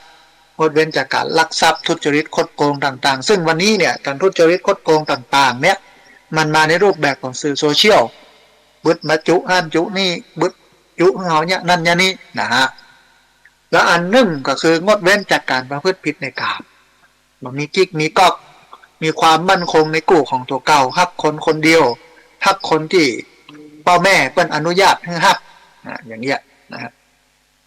มาหนึ่งอันที่5สัมมาอาชีวะท่านผู้ฟังสัมมาอาชีวะนั่นเป็น1ในมรรค8หรือมรรคมีองค์8สัมมาอาชีวะเนี่ยก็หมายถึงการใช้ชีวิตด้วยการบริโภคปัจจัย4อย่างมักน้อยเท่าที่จำเป็นถ้าเป็นนักบวชที่อยู่ด้วยการขอก็ต้องรักษาปัจจัย4ของทายกก็คือคนที่ตามอย่างดีใจอย่างทนุถนอมรักษาอย่างดีเพื่อให้คุ้มค่าต่อผู้ฮือบ่เบียดเบียนแล้วก็บ่เสพสิ่งที่มันนอกเหนือจากปัจจัย4โดยมันบ่จำเป็นจากกรรมคุณ5เพราะแม้บ่เสพกรรมคุณมนุษย์ก็สามารถดำรงชีวิตอยู่ได้สัมมาชีวะของผู้บวชคือบ่เสพบริโภคเกินจำเป็นกินอยู่อย่างต่ำแต่มุ่งกระทำอย่างกับมุ่งกระทำอย่างสูงกินง่ายอยู่ง่ายแต่ไม่มักง่ายอันนี้คือสาระสำคัญของสัมมาอาชีวะเลี้ยงชีพชอบอันมันจะมี2อย่างของพระก็ของชาวบ้านเลี้ยงชีพชอบอย่างพระก็เนี่ยกินอยู่อย่างต่ำแต่มุ่งกระทำอย่างสูงกินง่ายอยู่ง่ายแต่ไม่มักง่ายเนี่ยแต่เลี้ยงชีพชอบสำหรับชาวบ้านเนี่ยก็หมายถึงเว้นมิจฉาอาชีวะอันได้แก่การเลี้ยงชีพที่มันบ่ชอบคือการแสวงหาปัจจัยมาบริโภคที่มันบ่ชอบคือการโกงหรือการหลอกลวงเว้นจากการประจบสพบีบบังคับขู่เข็นแล้วก็การต่อลาภด้วยลาภหรือแสวงหาลาภโดยประกอบด้วยความเพียรคือขี้เกียจอยากได้มาง่ายๆโดยที่บ่อาศัยกำลังแห่งสติปัญญาและก็แรงกายซ้ำโลภจนบ่ชอบทำเช่นเบียดเบียนลูกจ้างทำลายสิ่งแวดล้อมทำลายสังคมเพื่ออยากให้ตัวเก่าได้ประโยชน์นักๆท่านผู้ฟังอู้ถึงสัมมาอาชีวะพระพุทธเจ้าบ่ได้อู้ว่าอาชีพไหนเป็นอาชีพที่ดีนะแต่คอมเมนต์หรือว่าขีดเส้นใต้ไว้ว่าถ้าอาชีพดังต่อไปนี้เป็นอาชีพที่มันบ่ดีเป็นมิจฉาอาชีวะบ่ควรที่จะประกอบนะบ่ควรที่จะมีนะฮะมีอย่างห้องอันแรกก็คือสัทธวนิชชะคือการขายอาวุธปืนอาวุธเคมีระเบิดนิวเคลียร์อาวุธอื่นๆเป็นต้นอาวุธเหล่านี้เนี่ยหากมีเจตนาเพื่อทำร้ายกันก็จะก่อให้เกิดการทำลายล้างซึ่งกันและกันโลกจะบ่สงบสันติสุขมีหลายประเทศที่ส่งออกอาวุธไปให้ประเทศอื่นให้เพื่อนฆ่ากันยิงกันเนี่ยนะอันนั้นงดเว้นจากการค้าขายอาวุธนะฮะแต่มันก็คือสัตตวนิชชะตะกี้สัทธวนิชชะเดี๋ยวนี้เป็นสัตตวนิชชะก็หมายถึงการค้าขายมนุษย์ได้แก่การค้าขายเด็กค้าขายทาสตลอดจนการใช้แรงงานเด็กแล้วก็สตรีอย่างทารุณรวมถึงการขายตัวหรือว่าขายบริการทางเพศนะทั้งของตัวเองและของผู้อื่นนะฮะอันนี้คือสัตตวนิชชะการค้าขายมนุษย์นะแต่มันหนึ่งก็คือมังสวนิชชะก็หมายถึงการขายสัตว์เป็น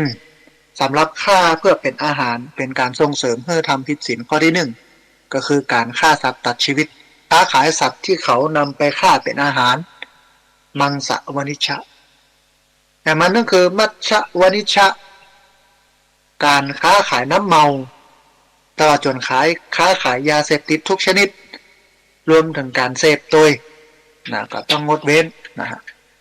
แต่มันนั่นคือวสวนิชชาคือการค้าขายยาพิษ ซึ่งเป็นอันตรายต่อผู้ใช้รวมถึงเป็นอันตรายต่อทรัพย์ยาฆ่าแมลงยาฆ่าหญ้าพ่นเข้าไปคนพ่นก็เป็นพิษคนที่อยู่ใกล้ชิดก็เป็นพิษเอาไปกินก็เป็นพิษอย่างเงี้ยนี่คือมิจฉาอาชีวะนะมิจฉาวณิชชานะเป็นมิจฉาอาชีพโดยเพราะฉะนั้นเราต้องทำให้มันเกิดสัมมาอาชีวะเลี้ยงชีพชอบนะฮะอันนี้เป็นอันที่ห้านะมรรคมีองค์ห้านะฮะอันที่หกสัมมาวายามะเป็นหนึ่งในมรรคแปดหรือมรรคมีองค์แปดเพียรชอบเกิดพยายามปรารภความเพียรประคองจิตไว้ตั้งจิตไว้เพื่ออันอย่างท่านผู้ฟัง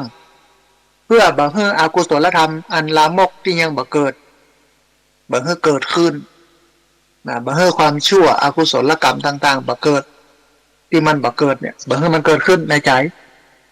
เพื่อละอกุศลธรรมอันลามกที่มันบ่ดีบ่งามที่บังเกิดแล้วอกุศลธรรมที่มันบ่ดีบ่งามที่มันเกิดขึ้นในใจก็ละออกไปบ่ให้มันอยู่ในใจเพื่ออกุศลธรรมที่ยังบ่เกิดให้บังเกิดขึ้น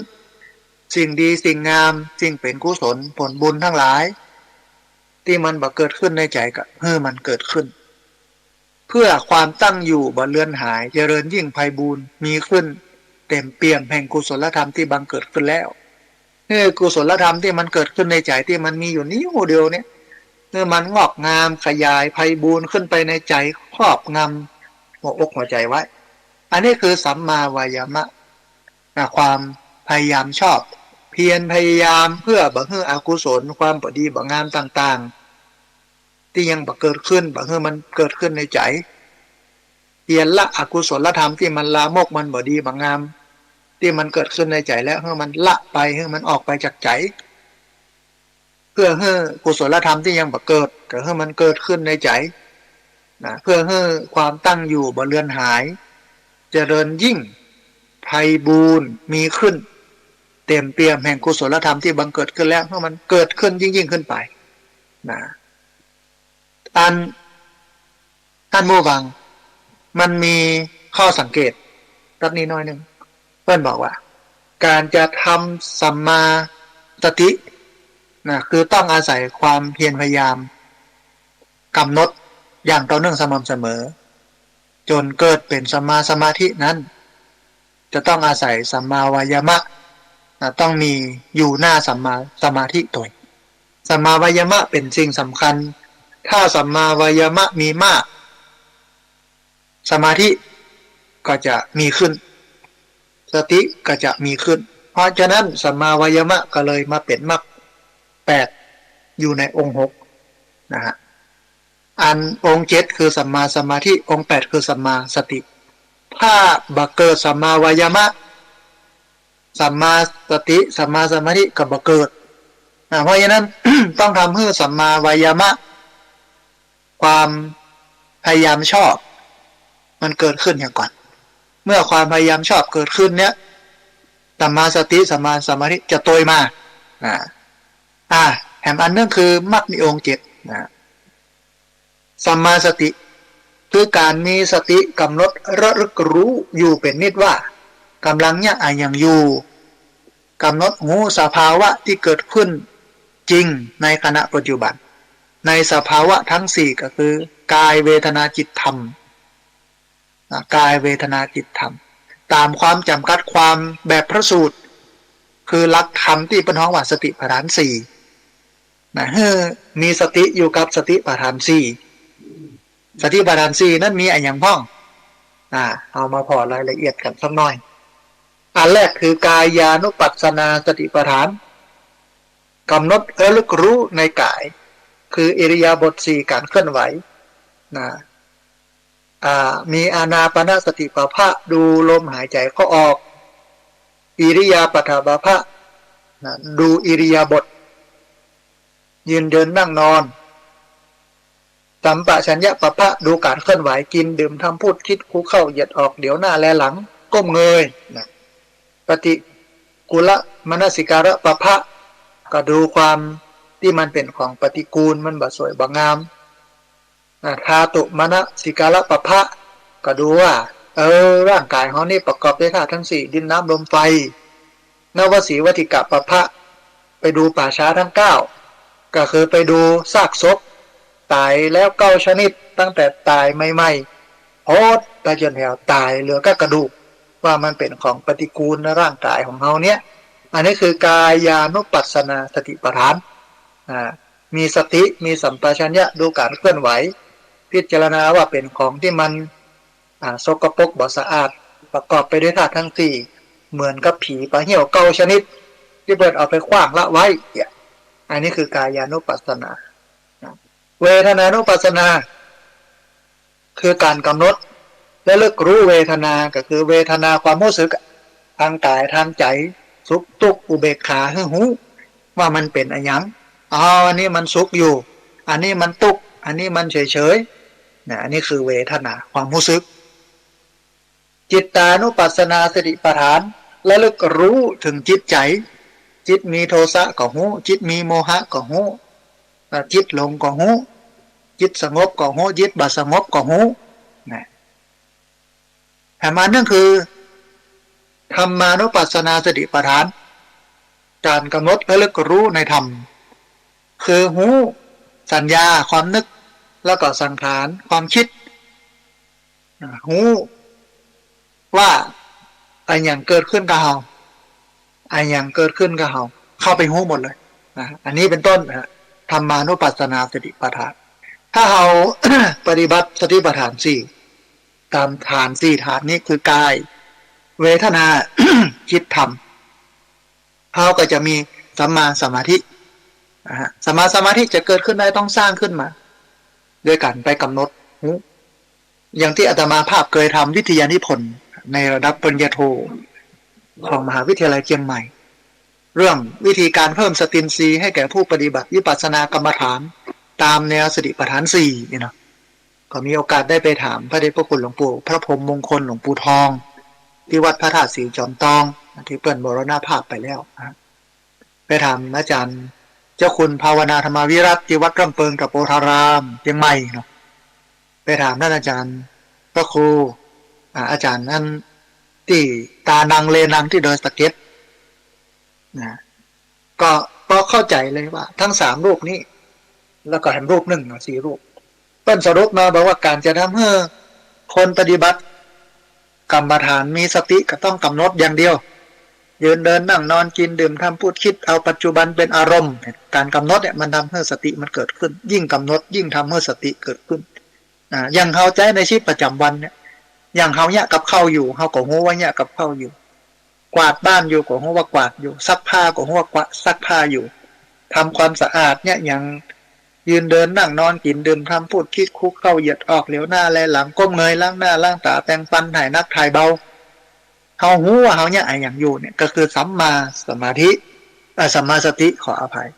มีสติอยู่กับเนื้อกับตัวเวลาเดินก็ซ้ายขวามีสติอยู่ที่เท้าบัดต้องซ้ายย่างหนอขวาย่างหนอ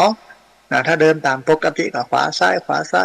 ยยืนรอรถเมล์ยืนรอรถโดยสารก็ยืนหนอยืนรอซื้อครัวยืนรอจ่ายตังค์ก็ยืนหนอมันก็เป็นสัมมาสมาธิสัมมาสตินะฮะอันสุดท้ายสัมมาสมาธินี้แปลว่าสมาธิชอบคือความตั้งใจมั่นโดยถูกตามโดยการที่กุศลจิตเนี่ยมีอารมณ์เป็นหนึ่งเดียวความตั้งมั่นแห่งกุศลจิตในอารมณ์อันใดอันหนึ่งบอกฟุ้งซ่านมั่นคงแน่วแน่เข้าถึงปฐมฌานทุติยฌานตติยฌานแล้วก็จตุตฌานคือจิตตั้งมั่นในฌานทั้ง4นี้แล้วก็เข้าถึงซึ่งฌานสูงสุดอันนี้ก็คือสัมมาสมาธินะฮะสัมมาสมาธิเนี่ยมีทั้งหมด4ประการ4อย่างนะฮะอันแรกคือระงับแล้วจากกามทั้งหลาย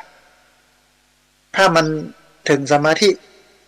ขั้นสูงเนี่ยมันจะระงับจากกามที่มันเป็นอกุศลธรรมทั้งหลาย อย่างที่ในตำรามันบอกว่าเข้าถึงปฐมฌานเนี่ยจะประกอบไปด้วยวิตกวิจารมีปิติสุขการเกิดจากวิเวกคือความสงบนะอันที่สองคือเพราะความที่วิตกวิจารทั้งสองระงับลงเข้าถึงจตุทัชฌานเป็นเครื่องผ่องใสแห่งใจในภายในทำให้สมาธิเป็นธรรมอันเอกพุทธขึ้นบ่มีวิตกวิจารมีแต่ปิติแล้วก็สุขอันเป็นสมาธิ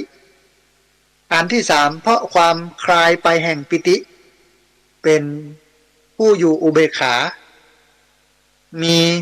สติมีสัมปชัญญะแล้วก็เสวยสุขด้วยนามกายมีสติอยู่เป็นปกติสุขเข้าถึงตติยฌานเพราะสุขแล้วก็ทุกข์เพราะละสุขแล้วก็ทุกข์เสียได้เพราะความดับไปแห่งโทมนัสแล้วก็โสมนัสคือความยินดียินร้ายเข้าถึงจตุทัชฌานบ่มีทุกข์บ่มีสุขมีแต่ความที่สติเป็นธรรมอันบริสุทธิ์เพราะอุเบกขาอันนี้คือสัมมาสมาธิสมาธิก็มีสามขั้นขั้นต้นขั้นกลางขั้นสูงขั้นต้นก็คือคณิกะสมาธิขั้นกลางคืออุปจารสมาธิขั้นสูงคืออัปปนาสมาธิอันนี้คือสัมมาสมาธิคือจิตใจตั้งมั่นมั่นคงด้วยสมาธิอันนี้ก็คือมรรคหรืออริยมรรคมีองค์8ท่านผู้ฟังที่เอามามาเอ่ยท่านผู้ฟังทั้งหลายได้ฟังกันวันนี้3เรื่อง4เรื่องตัวนะฮะเรื่องที่1ก็คือเรื่องของพิธีทำบุญครบรอบ1ทศวรรษ10 ปีที่พักสงฆ์สถาบันธรรมาภิวัตรเรื่องที่2ก็คือเรื่องของการสังเกตอาการของคนที่จะฆ่าตัวตายซึ่งก็มีอยู่ประมาณสัก15อย่างนะฮะแล้วก็อริยมรรคมีองค์8ขณะนี้ท่านผู้ฟังกำลังติดตามรับฟังรายการธรรมาภิวัตรอันเป็นรายการวิทยุเพื่อการเผยแผ่พระพุทธศาสนาส่งเสริมการศึกษาและพัฒนาสังคมซึ่งรับผิดชอบโดยอาตมาภาพพระสาธิตธีระปัญโยผู้อำนวยการสถาบันธรรมาภิวัตรสถาบันเพื่อเผยแผ่พระพุทธศาสนาส่งเสริมการศึกษาและพัฒนาสังคมตั้งอยู่ณที่พักสงฆ์สถาบันธรรมาภิวัตรบ้านศพเตินตำบลศพปาดอำเภอแม่เมาะจังหวัดลำปางรายการนี้ออกอากาศทุกวันอังคารในช่วงเวลา10:10นไปจนถึง7 โมงเช้าออกอากาศผ่านทางสถานีวิทยุในเครือข่ายสถานีวิทยุคลื่นสีขาวเพื่อชาวประชาหลายคลื่นหลายสถานีหลายจังหวัดซึ่งดูแลอำนวยการโดยท่านอาจารย์พระครูอภิวัฒนวิกรมแล้วก็ออกอากาศผ่านทาง Facebook Live ซึ่งเป็นไลฟ์สดของทางวัดฝายหินสถานีวิทยุวัดฝายหินซึ่งอำนวยการโดยท่านอาจารย์พระครูปลัดวิศววรกิจโจนะฮะแล้วก็บันทึกเทปเอาไปออกอากาศผ่านทางสถานีวิทยุเพื่อการศึกษาและพัฒนาอาชีพ Radio Network FM 99.50 เมกะเฮิรตซ์ของวิทยาลัยเทคนิคกฟผ.แม่เมาะในวันศุกร์ตั้งแต่เวลา 9 โมงไปจนถึง 11 โมงครึ่งโดยอาจารย์วสันต์เทวันหรือว่าอาจารย์แจ็คเป็นผู้ดูแลนะฮะแล้วก็บันทึกเทปเอาไปออกอากาศผ่านทาง YouTube ของอาตมาภาพพระสาธิตธีระปัญโย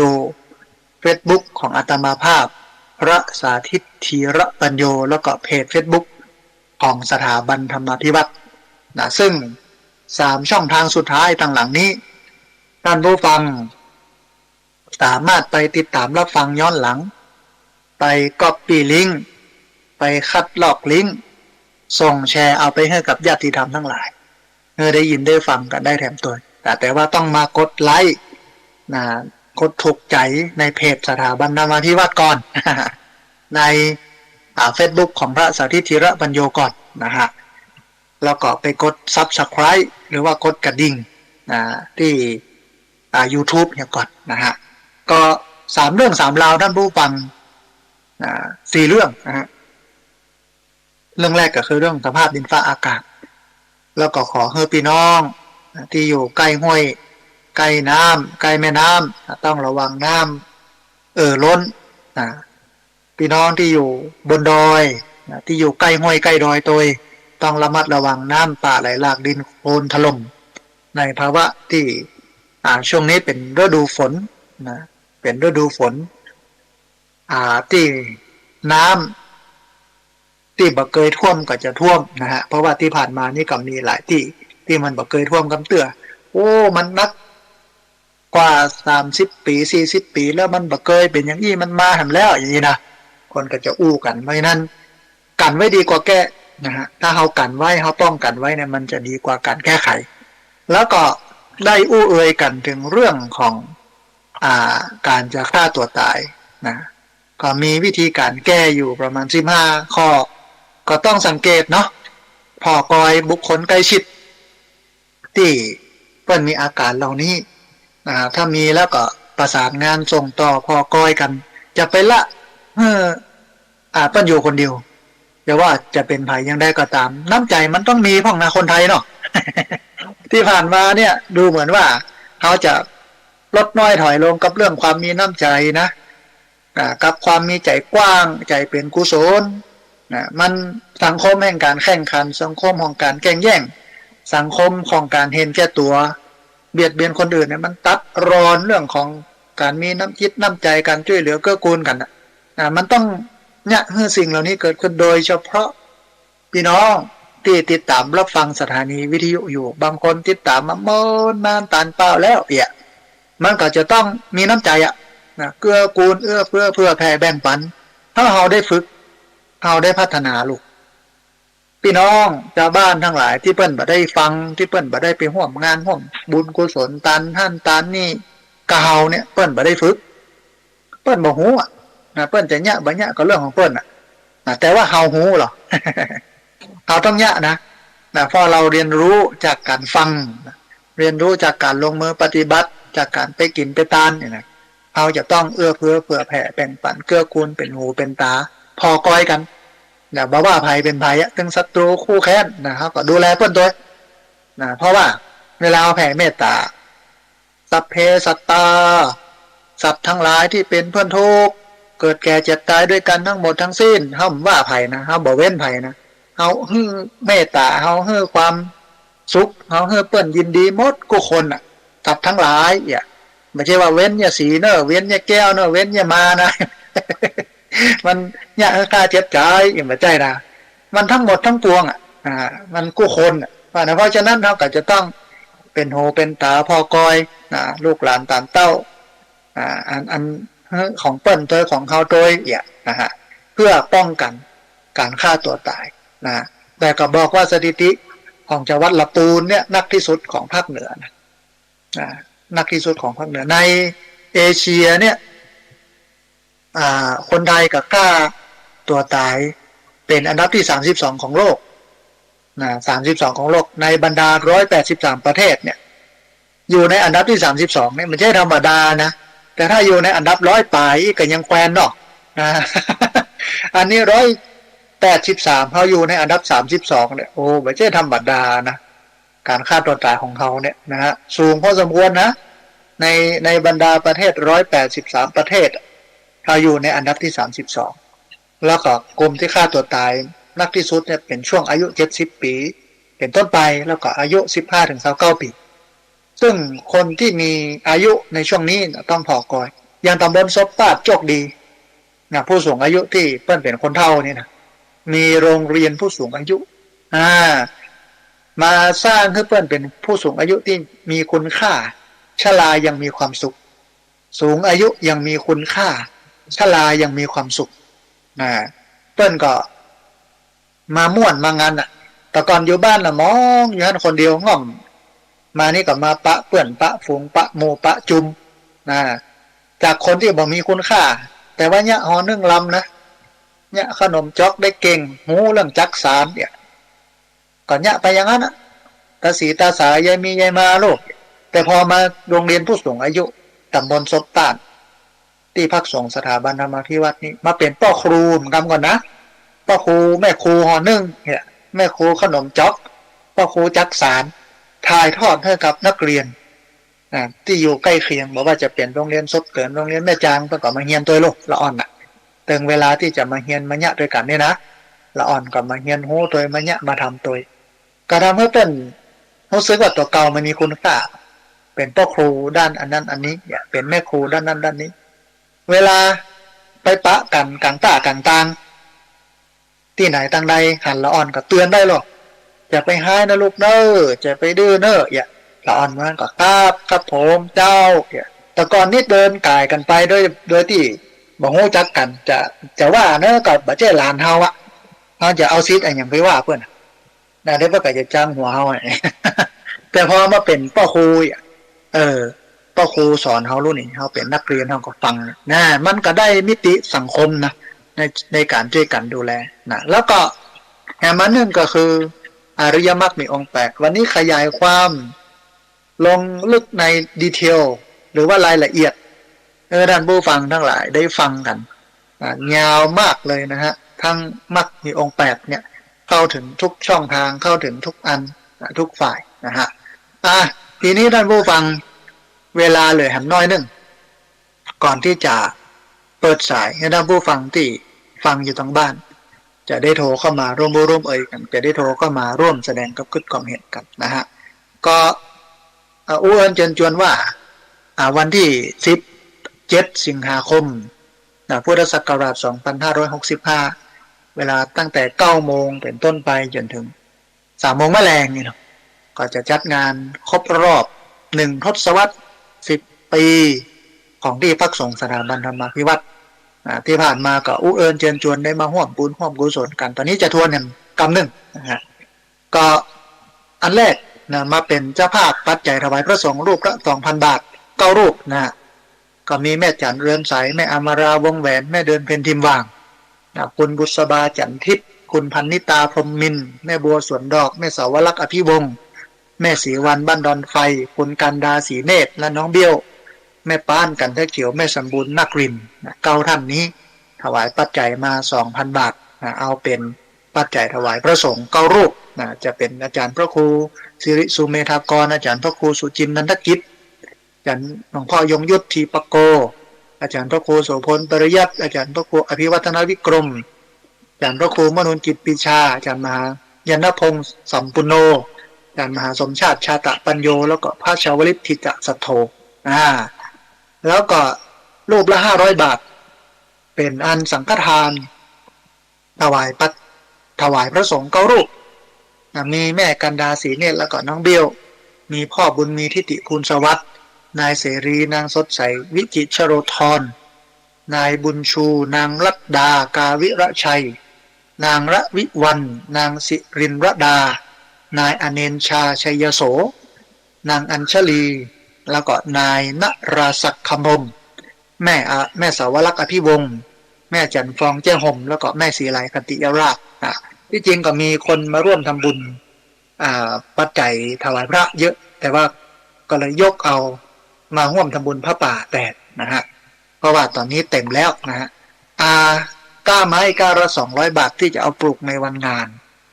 ก็มีแม่คำเกื้อการุณวงศ์ป้อหมออินทร์แม่จงดีเชื้อกันทาแม่นิพามุนเทียนคุณโยมพบคุณกัลยาติแก้วแม่อัมภัยสิริมิตรกูลแม่เรนูบุญธรรมนางสาวสติธรประทุมเมธคุณปราณีปัญโยแม่จันเรือนใสแม่อมราวงแหวนแม่เดินเพนทิมว่างแม่ธัญพรสุริยาคุณโยมสาวลักษณ์คุณโยมจรคุณโยมเจรธรเฉียบแหลมคุณโยมเสรีคุณโยมสดใสวิจิตรชโรธรแม่สมจิตใจเย็นคุณโยมบุญชูคุณโยมลัดดากาวิรชัยคุณโยมละวิวันนางสาวสิรินรดาคุณโยมอนินชาเชยโสนางอัญชลีคุณโยมนราศักดิ์คำพมป้ารินใจมูลป้าบุญธรรมแม่รัตนาสังคำฟั่นแม่สิริแม่พรสิริกันทวงศ์แม่จันฟองแจ้ห่มแล้วก็แม่ศรีไลคันติยราชแม่บัวก่อฟันแก้วบ้านห้วยงีอ่านฝากโยมเบิ้นเอาซองมาให้ต้องอนุโมทนาบุญโดยแล้วก็เป็นผ้าป่าจัดตั้งมูลนิธิก็จะทอด3 โมงในวันที่ 17 สิงหาคม 2565ก็มีครอบครัวสารพีอำเภอดอยสะเก็ดจังหวัดเชียงใหม่คุณจิราธรเฉียบแหลมคุณณประภัทรปัญญาสิริกุลคุณพนมจอมอินตาคุณโยมอัมพิกาวงวังคุณโยมมิรินคุณโยมเครือมาศสามเณรแรงสามเณรเอพระธนัทพงศ์คุณสัญญาคุณไพศาลภูมิพุติคุณรัชนกนารทะคุณศรีสุดาศรีบัณฑิตกุลนางสมชิดใจเย็นนายกิษณากาวิระชัยคุณโยมศรีไลคติยราชคุณโยมนัชพรศรีริคุณโยมนัทนิชาหมื่นยศคุณโยมอรุณีเทพพนากิจคุณโยมชนาภาสีทาคุณโยมนัชชาพัฒลาจันทึกแม่สุพินทรัพภารีพันโทอำนาจสุมศักดิ์คุณวิวัฒน์ปินตาคุณโยมอาริยาแกนวลนะฮะแล้วก็มีเจ้าภาพโรงทานซึ่งตอนนี้ระบุชื่อมาคณะเดียวแต่ว่ามาอู้เอ่ยกันละว่าหลายคณะเนะแต่ยังไม่ได้มาลงชื่อเตื้อนะโยมรุ่งสุริยวงศ์ใยชัยสอนนะฮะก็ได้มาลงชื่อไว้เป็นอันเจ้าภาพเป็นเจ้าภาพโรงทานนะฮะเอาละตอนนี้ก็ได้เวลานะที่จะเปิดสายให้ท่านผู้ฟังที่ฟังอยู่ทางบ้านนะได้โทรเข้ามารำอูรมเอ่ยกันได้โทรเข้ามาร่วมแสดงกำกึศความเห็นกันในวันนี้นะซึ่งเวลาก็เหลืออยู่เยอะนะฮะประมาณ1 ชั่วโมงนะเราได้ได้เอ่ยกันท่านผู้ฟังที่ฟังอยู่ทางบ้านสามารถโทรมาร่วมร่วมเอ่ยกันโทรมาร่วมแสดงกำกึศความเห็นกันโทรมาเช็คสัญญาณว่าชัดบ่ชัดอย่างใดโทรมาถามคำถามโทรมาเอ่ยว่าชื่อแม่ตกไปเนอะในการทำบุญนะตานะนี่นะเรียนเชิญเจริญพรได้ที่เบอร์อันนี้ลองเบอร์นี้ก่อนเนาะเบอร์064-125-4122เบอร์064-125-4122เดี๋ยวลองเบอร์นี้ก่อนว่ามันจะเป็นอย่างไรพอดีมีสายเข้ามาสายหนึ่งเดี๋ยวรับสายนี้ก่อนเปิ้ลจะว่าจะได้คล่องนะฮะเจริญพรเดี๋ยวดูเสียงก่อนเนอเจริญพร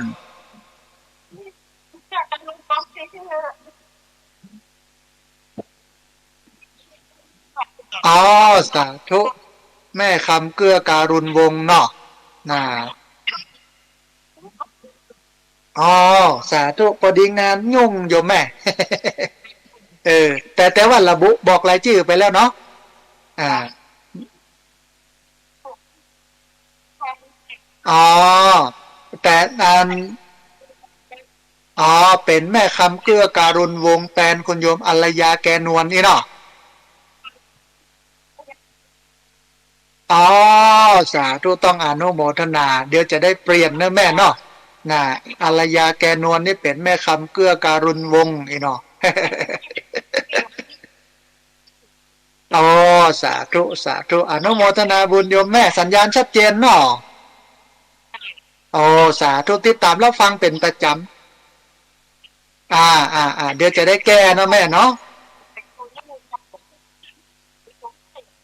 อ๋อสาธุอนุโมทนาบุญกับโยมแม่เนอะสาธุนะเจริญพรนะอันโอ้อนุโมทนาบุญแม่คำเกื้อการุณวงศ์อีเนาะนะสาธุเจริญพรนะแม่คำเกื้อการุณวงศ์เปิ้นบอกว่าวันนั้นโยมเปิ้นโอนมาพระอาจารย์ก็ใส่ชื่ออ่าโยมที่โอนอาตมาภาพก็อันเปิ้นโอนมาก็เลยใส่ชื่ออันนี้ไปแต่ที่จริงเป็นแม่คำเกื้อการุณวงศ์เปลี่ยนเรียบร้อยละเป็นอันพระป่าจะตั้งมูลนิธินะฮะพอดีมีสายเข้ามาสายหนึ่งเดี๋ยวรับสายนี้ก่อนเปิ้ลจะว่าจะได้ฟังวันนี้โทรศัพท์เครื่องนี้ดีนะนะเจริญพรสาธุเจริญพรโยมแม่แนะนำตัวน้อย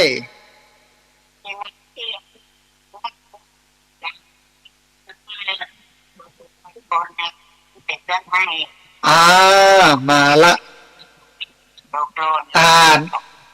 ได้เลยเดี๋ยวบันทึกชื่อโยมแม่ไว้ก่อนเนี่ยถามว่าใครตกหล่นห้องอย่างนี้นะแม่ยังก็โยมแม่ อ่าแม่ศรีนวลสุรินทร์มงคลนี่เนาะนี่พระอาจารย์ก็สุรินทร์มงคลเนาะอ่าโอเค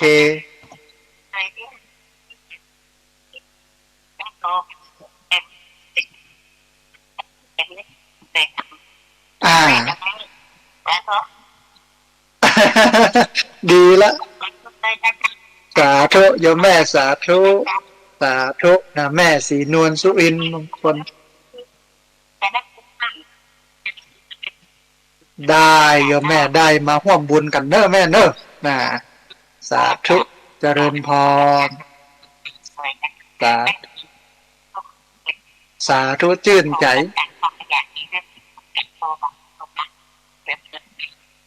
อ่าสาธุสาธุจะ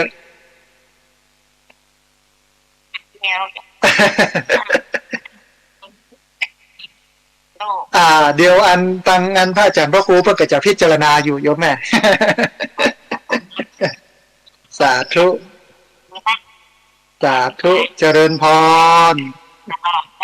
สาธุโยมแม่โอ้สาธุสาธุอนุโมทนาบุญนะแม่เนอะอ๋ออ๋อสาธุ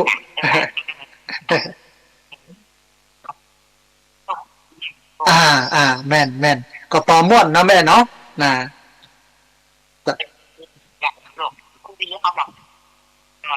อ่าแม่นแม่นละ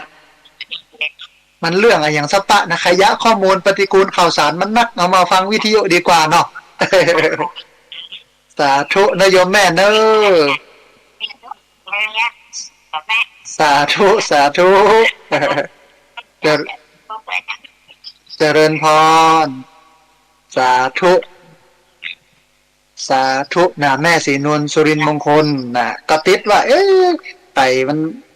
บอกว่าจะโอนมาแล้วแต่ว่าได้ระบุชื่อตื้อเนาะก็แม่ศรีนวลสุรินทร์มงคลนะเปิ้นโทรเข้ามาบอกเรียบร้อยละก็ท่านใดตกค้างแหมยังใดก็แจ้งเนอะแต่ว่าตอนนี้เนี่ยเจ้าภาพปัจจัยถวายพระสงฆ์เจ้าสังฆทานก็หมดละเหลือต้นไม้กับพระป่าอาจจะตั้งมูลนิธิเนอะพอดีมีสายเข้ามาสายหนึ่งเดี๋ยวฮับสายนี้ก่อนเปิ้นจะว่าจะได้พ่องมาเจริญพรเอาสาธุโยมป้อนะเจริญพรสัญญาณแม่นละสัญญาณแม่นสัญญาณชัดก็โยมป้อวันนี้เอายอดเยี่ยมเลยวันนี้ฟังม่วนเลยเนาะนะอยู่ใน5 ข้อนะประวัติที่ว่ามาทั้งหมดนี่นะถ้าเอา5 ข้อนี้ไปปฏิบัติกับสุดยอดละแม่นละนะถึงวันนี้5 ข้อนี่มันบกพร่องกันเนาะมันก็เลยยุ่งนะโอ้อนุโมทนาบุญกับโยมป้อเนอะสาธุเจริญพรโยมป้อโทรมาจากเพียงป่าเป้าเจียงไฮ้ต้องอนุโมทนาบุญตัวยนะฮะเรียนเชิญเจริญพรท่านผู้ฟังวันนี้เหลือแหมประมาณสัก45 นาที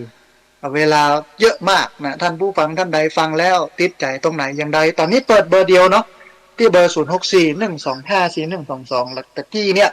มีโทรเข้ามาแหมเบอร์1แต่ว่าตอนนี้โอนสายมานี่ละนะฮะวันนี้มีสายเข้ามาแหมสาย1เดี๋ยวฮับสายนี้ก่อนเปิ้ลจะว่าจะได้พ่องเจริญพร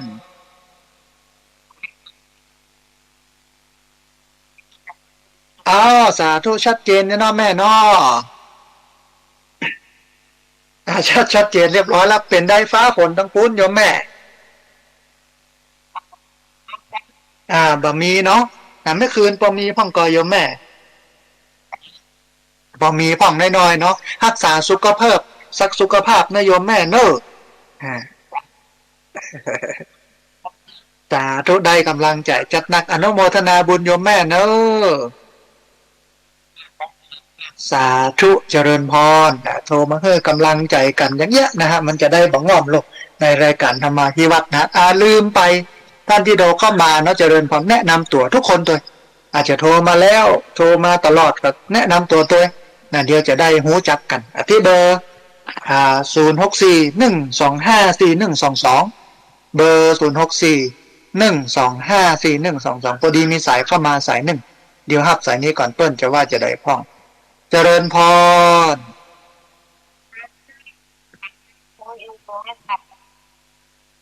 โอ้สาธุพี่น้องเสมอสัญญาณเป็นได้พ้องโยมแม่วันนี้ชัดเจนนี่เนาะมีอะไรอย่างจะตอบถามเพิ่มเติมพ้องกอ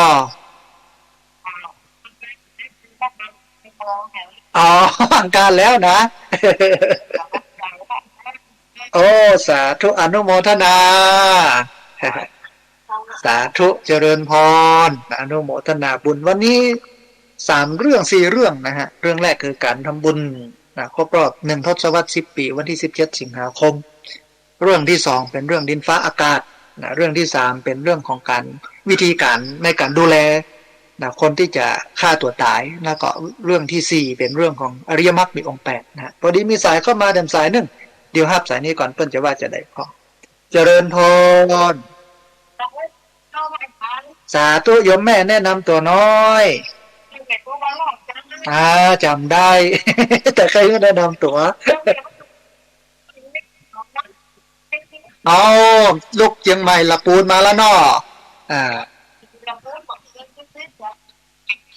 แต่บ้านร้องนี่ชัดเจนดีเนาะ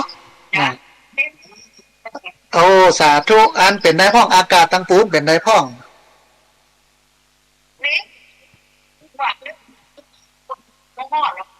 ละปูนมันฮอต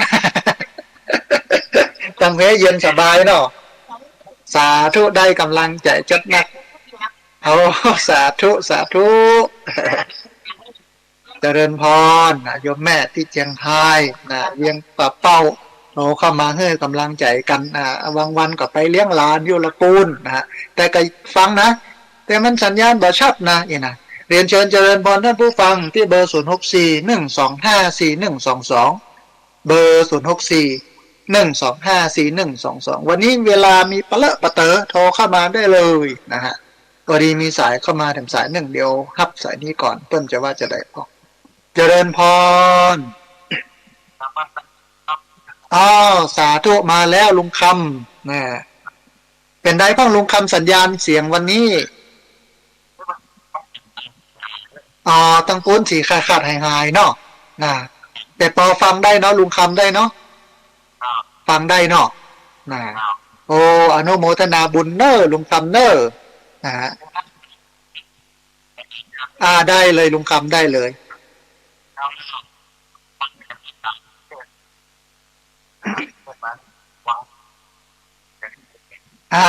เดี๋ยวรอฟังทางวิทยุเนาะสาธุลุงคำถามคำถามดีมากเขาฟังธรรมะเนี่ยมันจะได้บุญก่อน บุญมันมี10 อย่างนะที่เป็นห้องว่าบุญกิริยาวัตถุ10หนึ่งในหั่นก็คือธรรมะสวรรค์ใหม่บุญที่เกิดจากการฟังธรรมลุงคำฟังวิทยุโดยรายการธรรมะได้บุญแน่นอนเพราะว่าเป็นบุญที่เกิดจากการฟังธรรมที่เป็นห้องว่าธรรมะสวรรค์ใหม่ได้บุญนะลุงคำนะเนาะพอดีมีสายเข้ามาแดนสายหนึ่งเดี๋ยวรับสายนี้ก่อนเปิ้ลจะว่าจะได้พ้องเจริญพรเจริญพรสาธุพ่อพัดแก้วล่าเจริญพร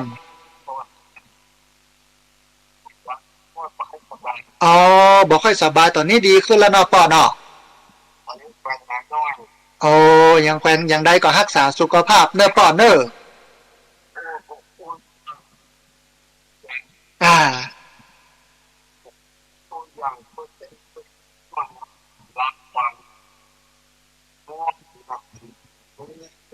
ใจจมใจบานขึ้นมาเนาะพ่อเนาะบัดเดี๋ยวนี้อายุต่อใดแล้วพ่อบัดเดี๋ยวเนี่ย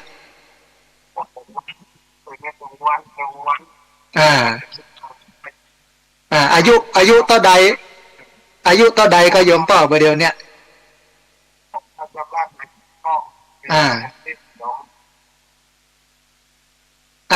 ยมพ่ออายุต่อใดแล้วก็บัดเดี๋ยวอายุต่อใดละ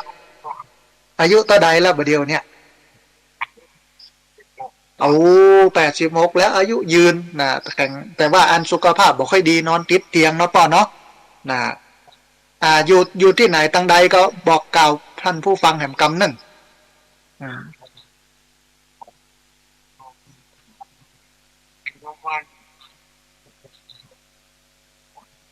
สาธุโยมป่อสาธุอันโยมป่ออยู่ตั้งใดก็เมืองลี้อ่ะ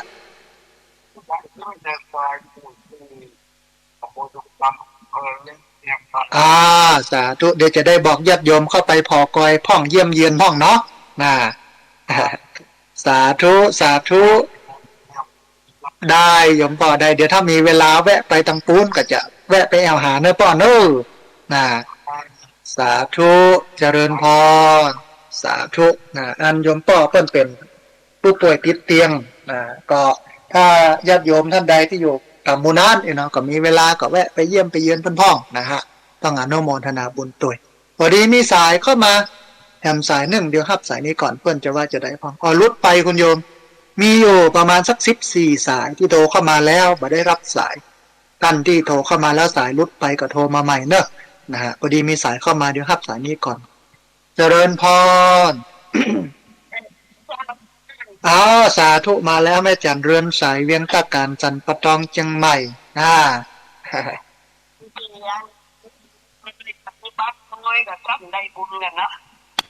แม่นละมันสองต่อนะโยมแม่คือถ้าฟังแล้วก็ได้บุญแล้วก็เอาไปบอกต่อก็ได้บุญเอาไปปฏิบัติซ้ำได้บุญแถมนะเกิดมาได้กินบุญเราไม่กินบุญเลยแม่นละบอกควรทำร้ายตนเองนะฆ่าตัวเก่าเนี้ยปิดชีพตัวเองไงเนาะโยมแม่เนาะนะคนทำมันเป็นมี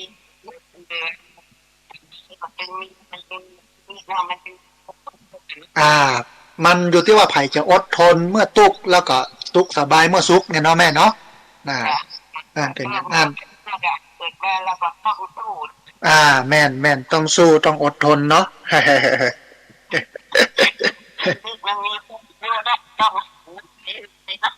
แม่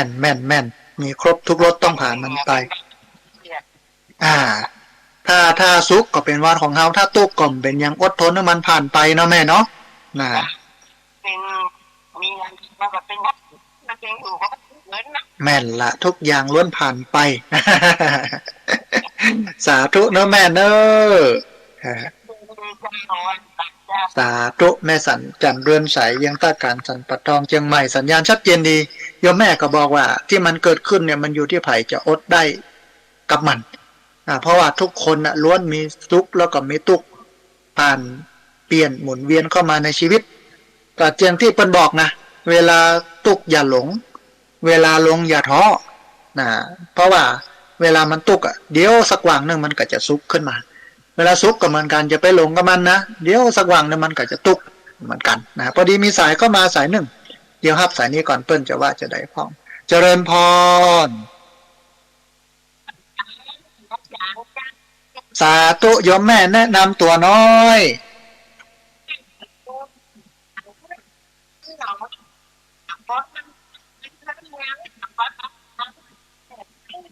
เอาสาธุสัญญาณชัดเจนดีเนาะแม่เนาะเอาสาธุ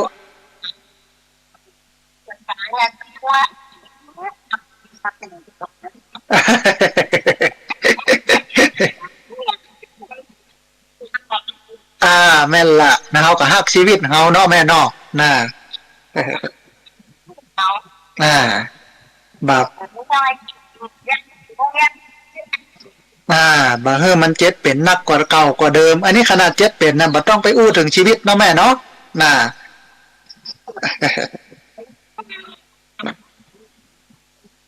อ๋อสาธุโยมแม่อนุโมทนา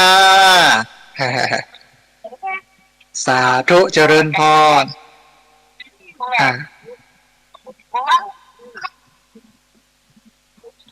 เอากินต้อยตาลต้อยทำบุญไปต้อยเนาะ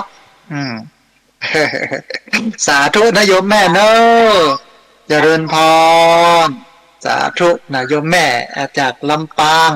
นะโทรเข้ามาบอกว่าขนาดเฮา เจ็บเป็นนิดหน่อยเขาก็ยังรักษายามันบ่ต้องไปพูดถึงชีวิตนะเขาก็หักตัวเนาะอย่างพี่น้องที่กึด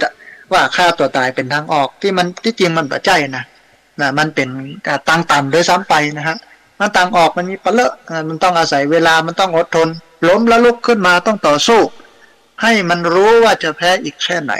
ล้มแล้วลุกตื่นตัวด้วยหัวใจเริ่มต้นใหม่ต่อไปอย่าได้กลัวเห็นหรอพอดีมีสายเข้ามาแถมสายหนึ่งเดี๋ยวครับสายนี้ก่อนเปิ้ลจะว่าจะได้พ่องเจริญพรเอาสาธุโยมป้อแนะนำตัวน้อยสาธุสันเอาสัญญาณชัดเจนนะป้อเนาะนะเป็นได้พ่องเมืองน่านป้อม่วนอกม่วนใจเนาะป้อเนาะนะอันแต่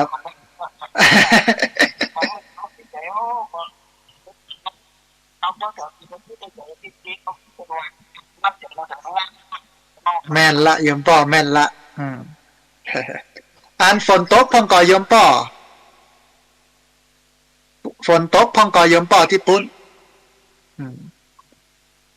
เจริญพรพอดีเสียงหายไปต้องขออภัยโยมป้อด้วยนะฮะถามว่าฝนตกก็ดับไปละนะเหลือเวลาประมาณสัก25 นาทีท่านผู้ฟังนะที่เบอร์0641254122เบอร์0641254122พอดีมีสายเข้ามาสายหนึ่งเดี๋ยวครับสายนี้ก่อนเปิ้ลจะว่าจะได้พ่องเจริญพร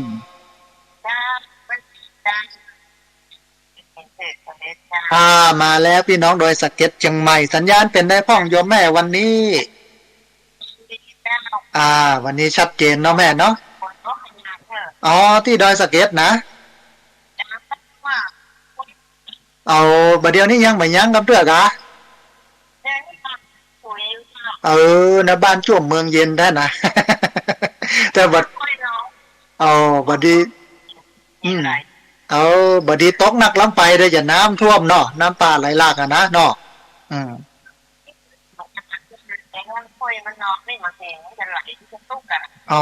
ลงมาตั้งลงดอยไหลลงมาอีเนาะ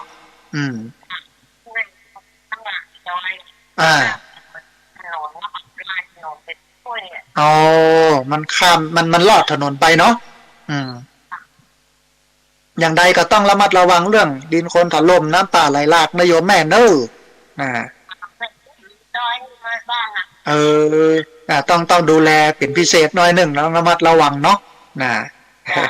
ให้กำลังใจเยอะแม่ให้กำลังใจโยมแม่สาธุได้กำลังใจจัดหนักอนุโมทนาสาธุเจริญพรโยมแม่จากดอยสะเก็ดเชียงใหม่นะฮะก็ระมัดระวังตัวเนอะน้ำป่าไหลหลากดินโคลนถล่มวันก่อนก็ได้ข่าวนะว่าอันคนบนเรือที่เปิ้นมีบ้านอยู่บนเรือก็นอนในเรือไฟไอ้น้ำท่วมเรือจนเรือจมช่วยลูกตัวน้อยออกมาได้แล้วก็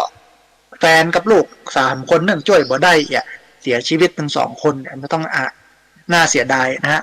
ก็รับเมื่อคืนน้ำท่วมเรือน้ำเข้าเรือจนเรือล่มว่าเป็นนอนในเรือ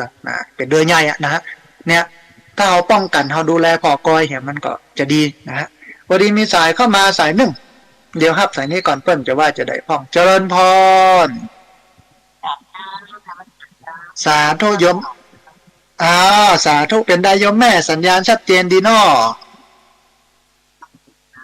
สาธุสาระธรรมะเป็นได้พ่องวันนี้ฟังม่อนดีเนาะแม่เนาะสาธุก็ลำปางสวยๆน้อยๆโยมแม่กำลังมามืดๆครึมๆตั้งปูนรอโยมแม่เป็นได้พ่องเดี๋ยวมาละเดี๋ยวจะมาเอาเหี่ยสักน้อยนึงบ่ต้องนักเนาะแม่เนาะสาธุสาธุเนาะแม่เนาะได้กำลังใจจะนักอนุโมทนาสาธุนะโยมแม่โทรเข้ามาก็ด้วยความเป็นห่วงเป็นใยกันนะเช็คเรื่องของดินฟ้าอากาศ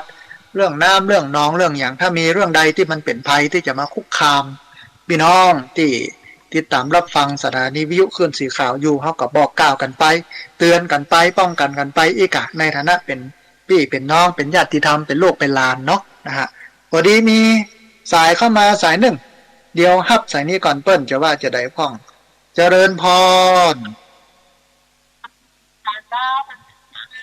สาธุ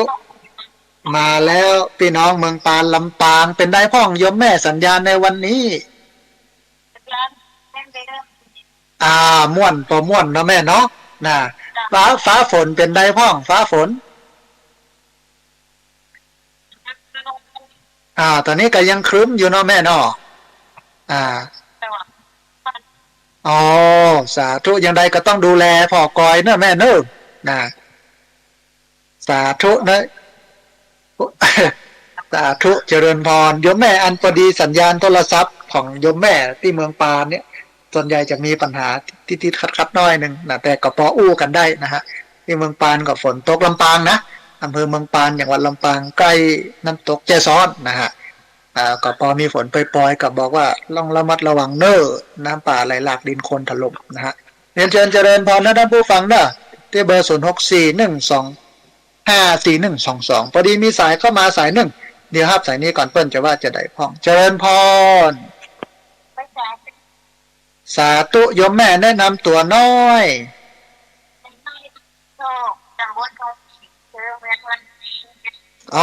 สาธุสัญญาณเป็นได้พ่องโยมแม่วันนี้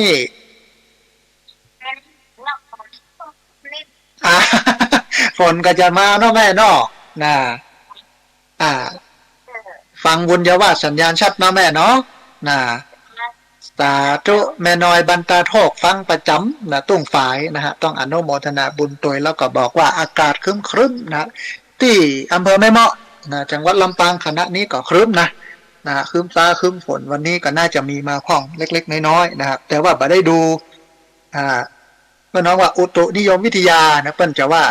อย่างใดว่าอันกี่เปอร์เซ็นต์ปกติเปิ้นจะบอกหรอกกี่เปอร์เซ็นต์อย่างเงี้ยนะฮะพอดีมีสายเข้ามาแถมสายหนึ่งเดี๋ยวครับสายนี้ก่อนเปิ้ลจะว่าจะได้พ่องเจริญพรสาธุโยมแม่แนะนำตัวน้อย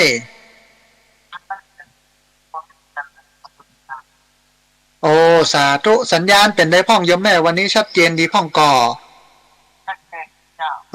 สาธุฟ้าฝนรู้เป็นได้พ่องดังหลับปูนฮ้อนขนาดนั้นหลับปูนเนาะนะ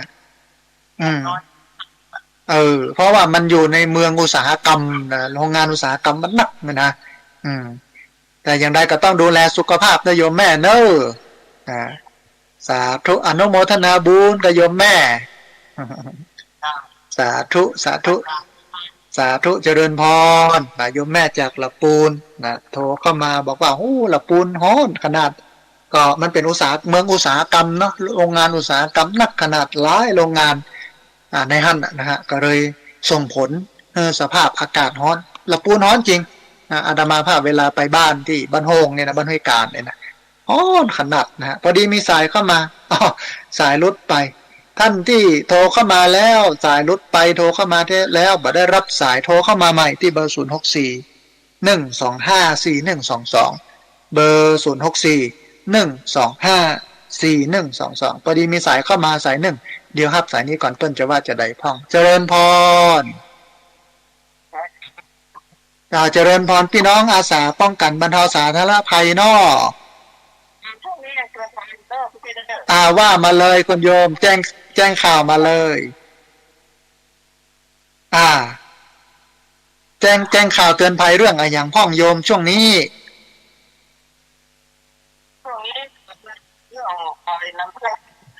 ภัยน้ำท่วมเนาะบ้านที่อยู่ใกล้น้ำใกล้ห้วยแล้วก็ใกล้ดอยเนาะท่านจอมตองกี่เปอร์เซ็นต์ก็ฝนวันนี้60%กันนักเหมือนกันเนอะที่จอมตองน้ำท่วมแต่แล้วเนี่ยนักเป็นใดกันพ่องโมโหเนอะตอนนี้สาธุต้องให้กำลังใจพี่น้องจอมตองครั้งที่แล้วเนาะอันแถวๆได้รอใกล้ๆฮะนะเนาะสาธุอนุโมทนาบุญสาธุ พี่น้องอาสาป้องกันและบรรเทาสาธารณภัยเนี่ยที่ดอยหล่อเพิ่นก็บอกว่าก็เฮ้อพี่น้องที่อยู่ใกล้ห้วยใกล้ดอยใกล้น้ำระมัดระวังน้ำล้นน้ำท่วมน้ำป่าไหลหลากดินโคลนถล่มแล้วก็ได้เอ่ยกันถึงสถานการณ์น้ำท่วมอำเภอจอมตองครั้งที่แล้วก็เฮ้อกำลังใจนะพี่น้องจอมตองสู้นะฮะที่โดนน้ำท่วมกระโทรมาเล่าให้กันฟังก็ได้นะว่าเป็นได้พ่องเสียหายยังได้พ่องเนี่ยที่เบอร์064 125 4122หรือที่อื่นที่ไกลแล้วก็ที่ฟังทางอินเทอร์เน็ตตัวนะโทรมาได้เลยนะที่เบอร์064 125 4122พอดีมีสายเข้ามา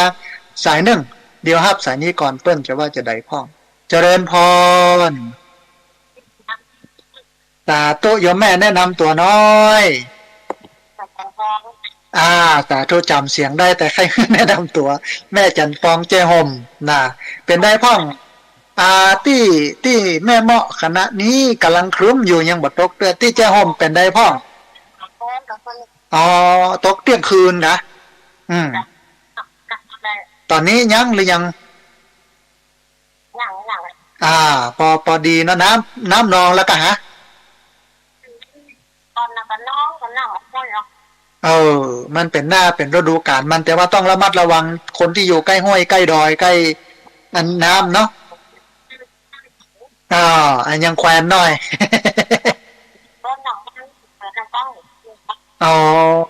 น้ำวังนะกิวคอหมาเขื่อนเพิ่นฮ้องว่าเขื่อนกิวคอหมาเนาะแม่เนาะนะก็ยังแควนน้อยถ้ามีหั่นมีเขื่อนกั้นอย่างกั้นเนาะนะฮะแม่นละเพิ่นสูบไปใจที่แม่เมาะนะเพิ่นดูดไปแม่นละเพราะว่าเขื่อนแม่เมาะเนี่ยสาธุเจริญพรนะอนุโมทนาบุญกับแม่จันฟองแจ้ห่มเราเข้ามาเอ่ยกันก็อันเนี้ยที่แม่เมาะเนี่ยเขื่อนแม่จางที่ใกล้ๆเนี่ยเหลือ 6% นั่นนะปีนี้นะเหลือ 6%จาก 100% เนี่ยในการใช้น้ำเหลือ 6% มันแรงนะปีนี้นะฮะแต่ว่าตอนนี้ก็เป็นช่วงฤดูฝนเปิ้นก็พยายามเก็บกักน้ำไว้ซึ่งเอามาไว้ใจให้กับการไฟฟ้าแล้วก็พี่น้องเกษตรกรตัวนะฮะพอดีมีสายเข้ามาแถมสายหนึ่งเดี๋ยวครับสายนี้ก่อนเปิ้ลจะว่าจะได้พ่องนะเจริญพรสาธุมาแล้วป้อวินสัญญาณเป็นได้พ่องป้อวันนี้สัญญาณชัดเจนนะป้อเนาะสาธุฟังแล้วเป็นได้พ่องเนื้อหาสาระธรรมะวันนี้โยมป้อสบายใจเนาะป้อเนาะสาธุอนุโมทนาบุญกับโยมป้อเนอสาธุป้อวินจากเชียงไฮ้เวียงป่าเป้าตั้งประจำก็โทรเข้ามาร่วมบุร่วมเอ่ยกันโทรเข้ามาร่วมแสดงความคิดความเห็นกันเวลาเลยแฮมประมาณ20 นาทีเรียนเชิญเจริญพรได้แฮมลายสายนะกูนะเป็น20 สายปะที่เบอร์064 125 4122เบอร์064 125 4122ในฐานะที่เฮาปะกันอาทิตย์ละครั้งเดี๋ยวถ้าบัดโทรกันตอนนี้ก็จะปะกันอาทิตย์หน้าพุ่นเด้อนะฮะพอดีมีสายเข้ามาสายหนึ่งเดี๋ยวครับสายนี้ก่อนเปิ้นจะว่าจะได้พองเจริญพรสาธุคนโยมแนะนำตัวน้อย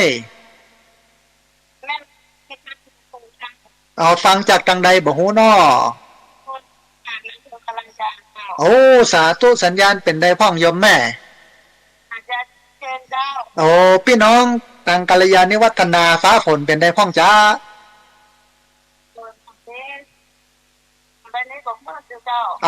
สาธุเนาะกำลังจุ่มกำลังเย็นเป็นช่วงฤดูกาลมันแต่ก็ต้องระมัดระวังน้ำป่าไหลหลากดินโคลนถล่มนะแม่เนอะสาธุอนุโมทนาบุญกับโยมแม่สาธุอนุโมทนาสาธุเจริญพรโยมแม่โทรมาจากอำเภอกัลยาณิวัฒนาบนดอยแม่แจ่มตังปูนนะฮะสัญญาณชัดเจนดีแล้วก็ฝนตกแต่กำลังยั้งอาตมาภาพก็บอกว่าต้องพอกอยเนอะน้ำป่าไหลหลากดินโคลนถล่มเนอะระมัดระวังกันนะฮะพอดีมีสายเข้ามาแถมสายหนึ่ง เดี๋ยวฮับสายนี้ก่อนเปิ้นจะว่าจะได้พ่องเจริญพรจ้ะสาธุโยมแม่แนะนำตัวน้อยลูกยังบอกฟังเจ้าโอ้สาธุสัญญาณชัดเจนกว่าแม่ ลูกเดินได้แข่งได้กัน อ้าวใกล้เสาทรงเลยสัญญาณมาเต็มเลยเนาะแม่เนาะอันนี้ได้เปรียบหมู่ดูนี่อันนี้ได้เปรียบหมู่ อันฟ้าฝนเป็นได้พ่องวันที่17 สิงหานะแม่นะมาอยู่นอกแม่นอเอามาห่วมบุญกันงั้นนี่งานใหญ่นะ10 ปีมีเตื้อหนึ่งนะเนาะได้มาห่วมบุญกันเนาะแม่เนาะ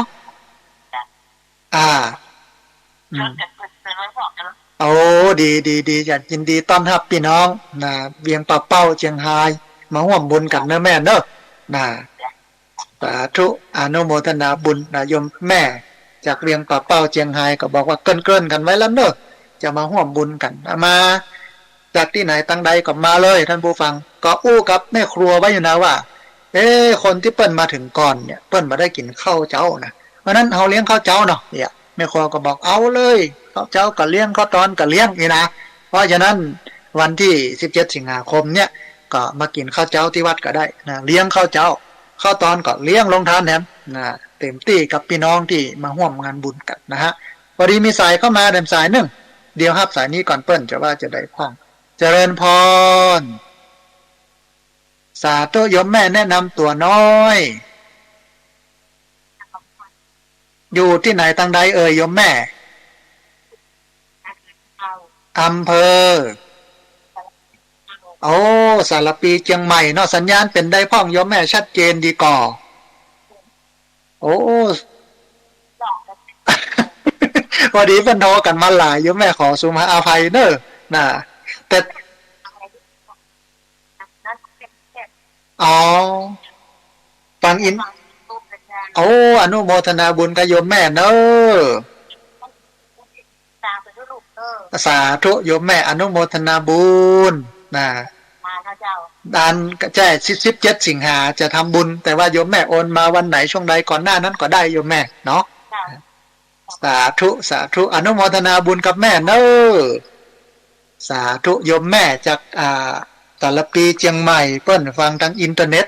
นะบอกว่าที่บ้านบอกให้มีสัญญาณก็พี่น้องนะบอกกันเนอะว่าถ้าฟังทางวิทยุบ่ได้ก็ฟังอินเทอร์เน็ตทั้งกาเปิ้นถึงมีลูกอีนะมันก็ถึงออกหลายที่หลายต่างบางเทื่อกรุงเทพก็ฟังนะต่างประเทศพุ่นเด้อฟังทางอินเทอร์เน็ตนะฮะพอดีมีสายเข้ามาแถมสายหนึ่งเดี๋ยวครับสายนี้ก่อนเปิ้นจะว่าจะได้พ่องเจริญพร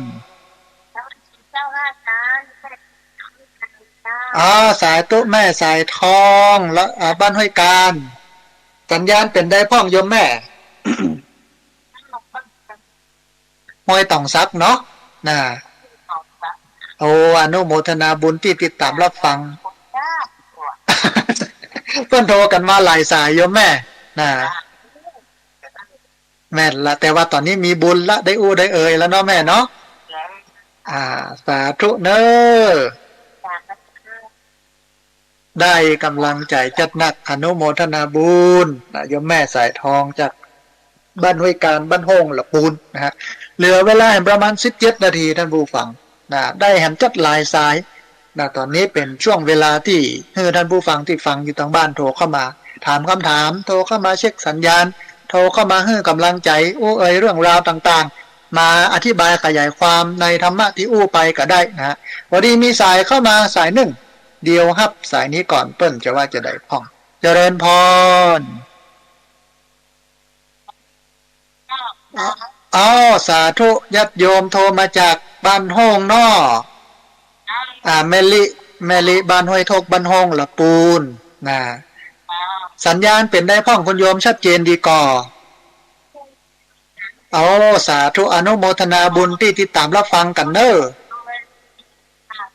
บ้านห้องบ้านห้วยการเนาะเดี๋ยวมันก็ไปคืนมานี่ละ เดี๋ยวจะไหลก็พอมีพ่องโยมแม่ฝนตกมันอยู่พอเย็นอยู่เนาะ โอ้สาธุ สาธุเจริญพรสาธุนะแม่ลิบ้านห้วยทกนะละปูนโทรเข้ามาบอกว่าได้คติสอนใจดีสัญญาณชัดเจนดี แต่ว่าละปูนฮ้อนไปหน่อยต้องอนุโมทนาบุญนะฮะ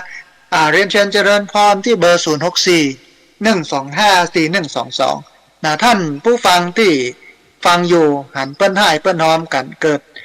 เปิ้นน้องว่าความศรัทธาเนาะอยากให้ห่วมทำบุญนะอยากจะให้ห่วมหอมอย่างเงี้ยจะหอมอย่างไรฮะพระอาจารย์ก็เดี๋ยวจะได้บอกกล่าวอู้เอ่ยกันว่าสามารถร่วมทำบุญกันได้นะที่หมายเลขบัญชีของที่พักสงฆ์สถาบันธรรมาภิวัตรนะธนาคารกรุงไทย สาขาประตูชัยหมายเลขบัญชี5360755318นะหมายเลขบัญชี5360755318เป็นธนาคารกรุงไทยสาขาประตูชัยของที่พักสงฆ์สถาบันธรรมาภิวัตรหมายเลขบัญชี5360755318พอดีมีสายเข้ามาสายหนึ่งเดี๋ยวครับสายนี้ก่อนเปิ้ลจะว่าจะได้พ้องเจริญพรโอ้สาธุเจริญพรสัญญาณเป็นได้พ้องโยมป้อเจริญพร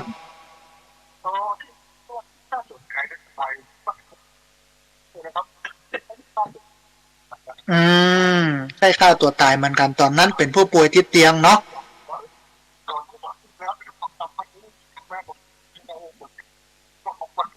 โอ้สาธุอนุโมทนาบุญไปป่อเนอะที่ตัดสินใจถูกต้องมาจนถึงวันนี้เนาะป่อเนาะนะ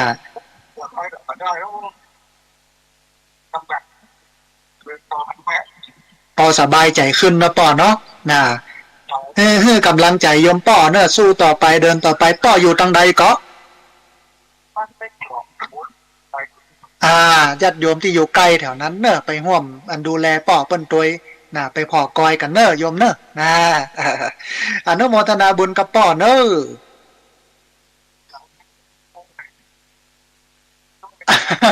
สาธุกุเตือบันโทกันมาหลายโยมป่อต้องขออภัยเนอะนะต้องขอสุมาภัยตอนนี้มีบุญละได้อู้เอ่ยกันแล้วเนาะป่อเนาะนะสาธุเจริญพรเจริญพรนะโยมป่อสาธุอยู่บ้านแม่จองตำบลศรีวิชัยอำเภอลีจังหวัดละปูนท่านไหนอยู่ใกล้ก็ไปพอกอยดูแลกันพ่องนะให้กำลังใจซึ่งกันและกันในฐานะเป็นพี่น้องที่อยู่ในเครือข่ายสถานีวิทยุคลื่นสีขาวประชานะฮะวันนี้มีสายเข้ามาแถมสายหนึ่งเดี๋ยวครับสายนี้ก่อนเปิ้ลจะว่าจะได้พ่องเจริญพรสาธุโยมแม่แนะนำตัวน้อยสาธุจำได้ละ เสียงวันนี้ใครแตกไปเนอะ เจริญพรสัญญาณเป็นได้พ่องโยมแม่ ชัดเจนดีเนาะอากาศตัวเป็นได้พ่อง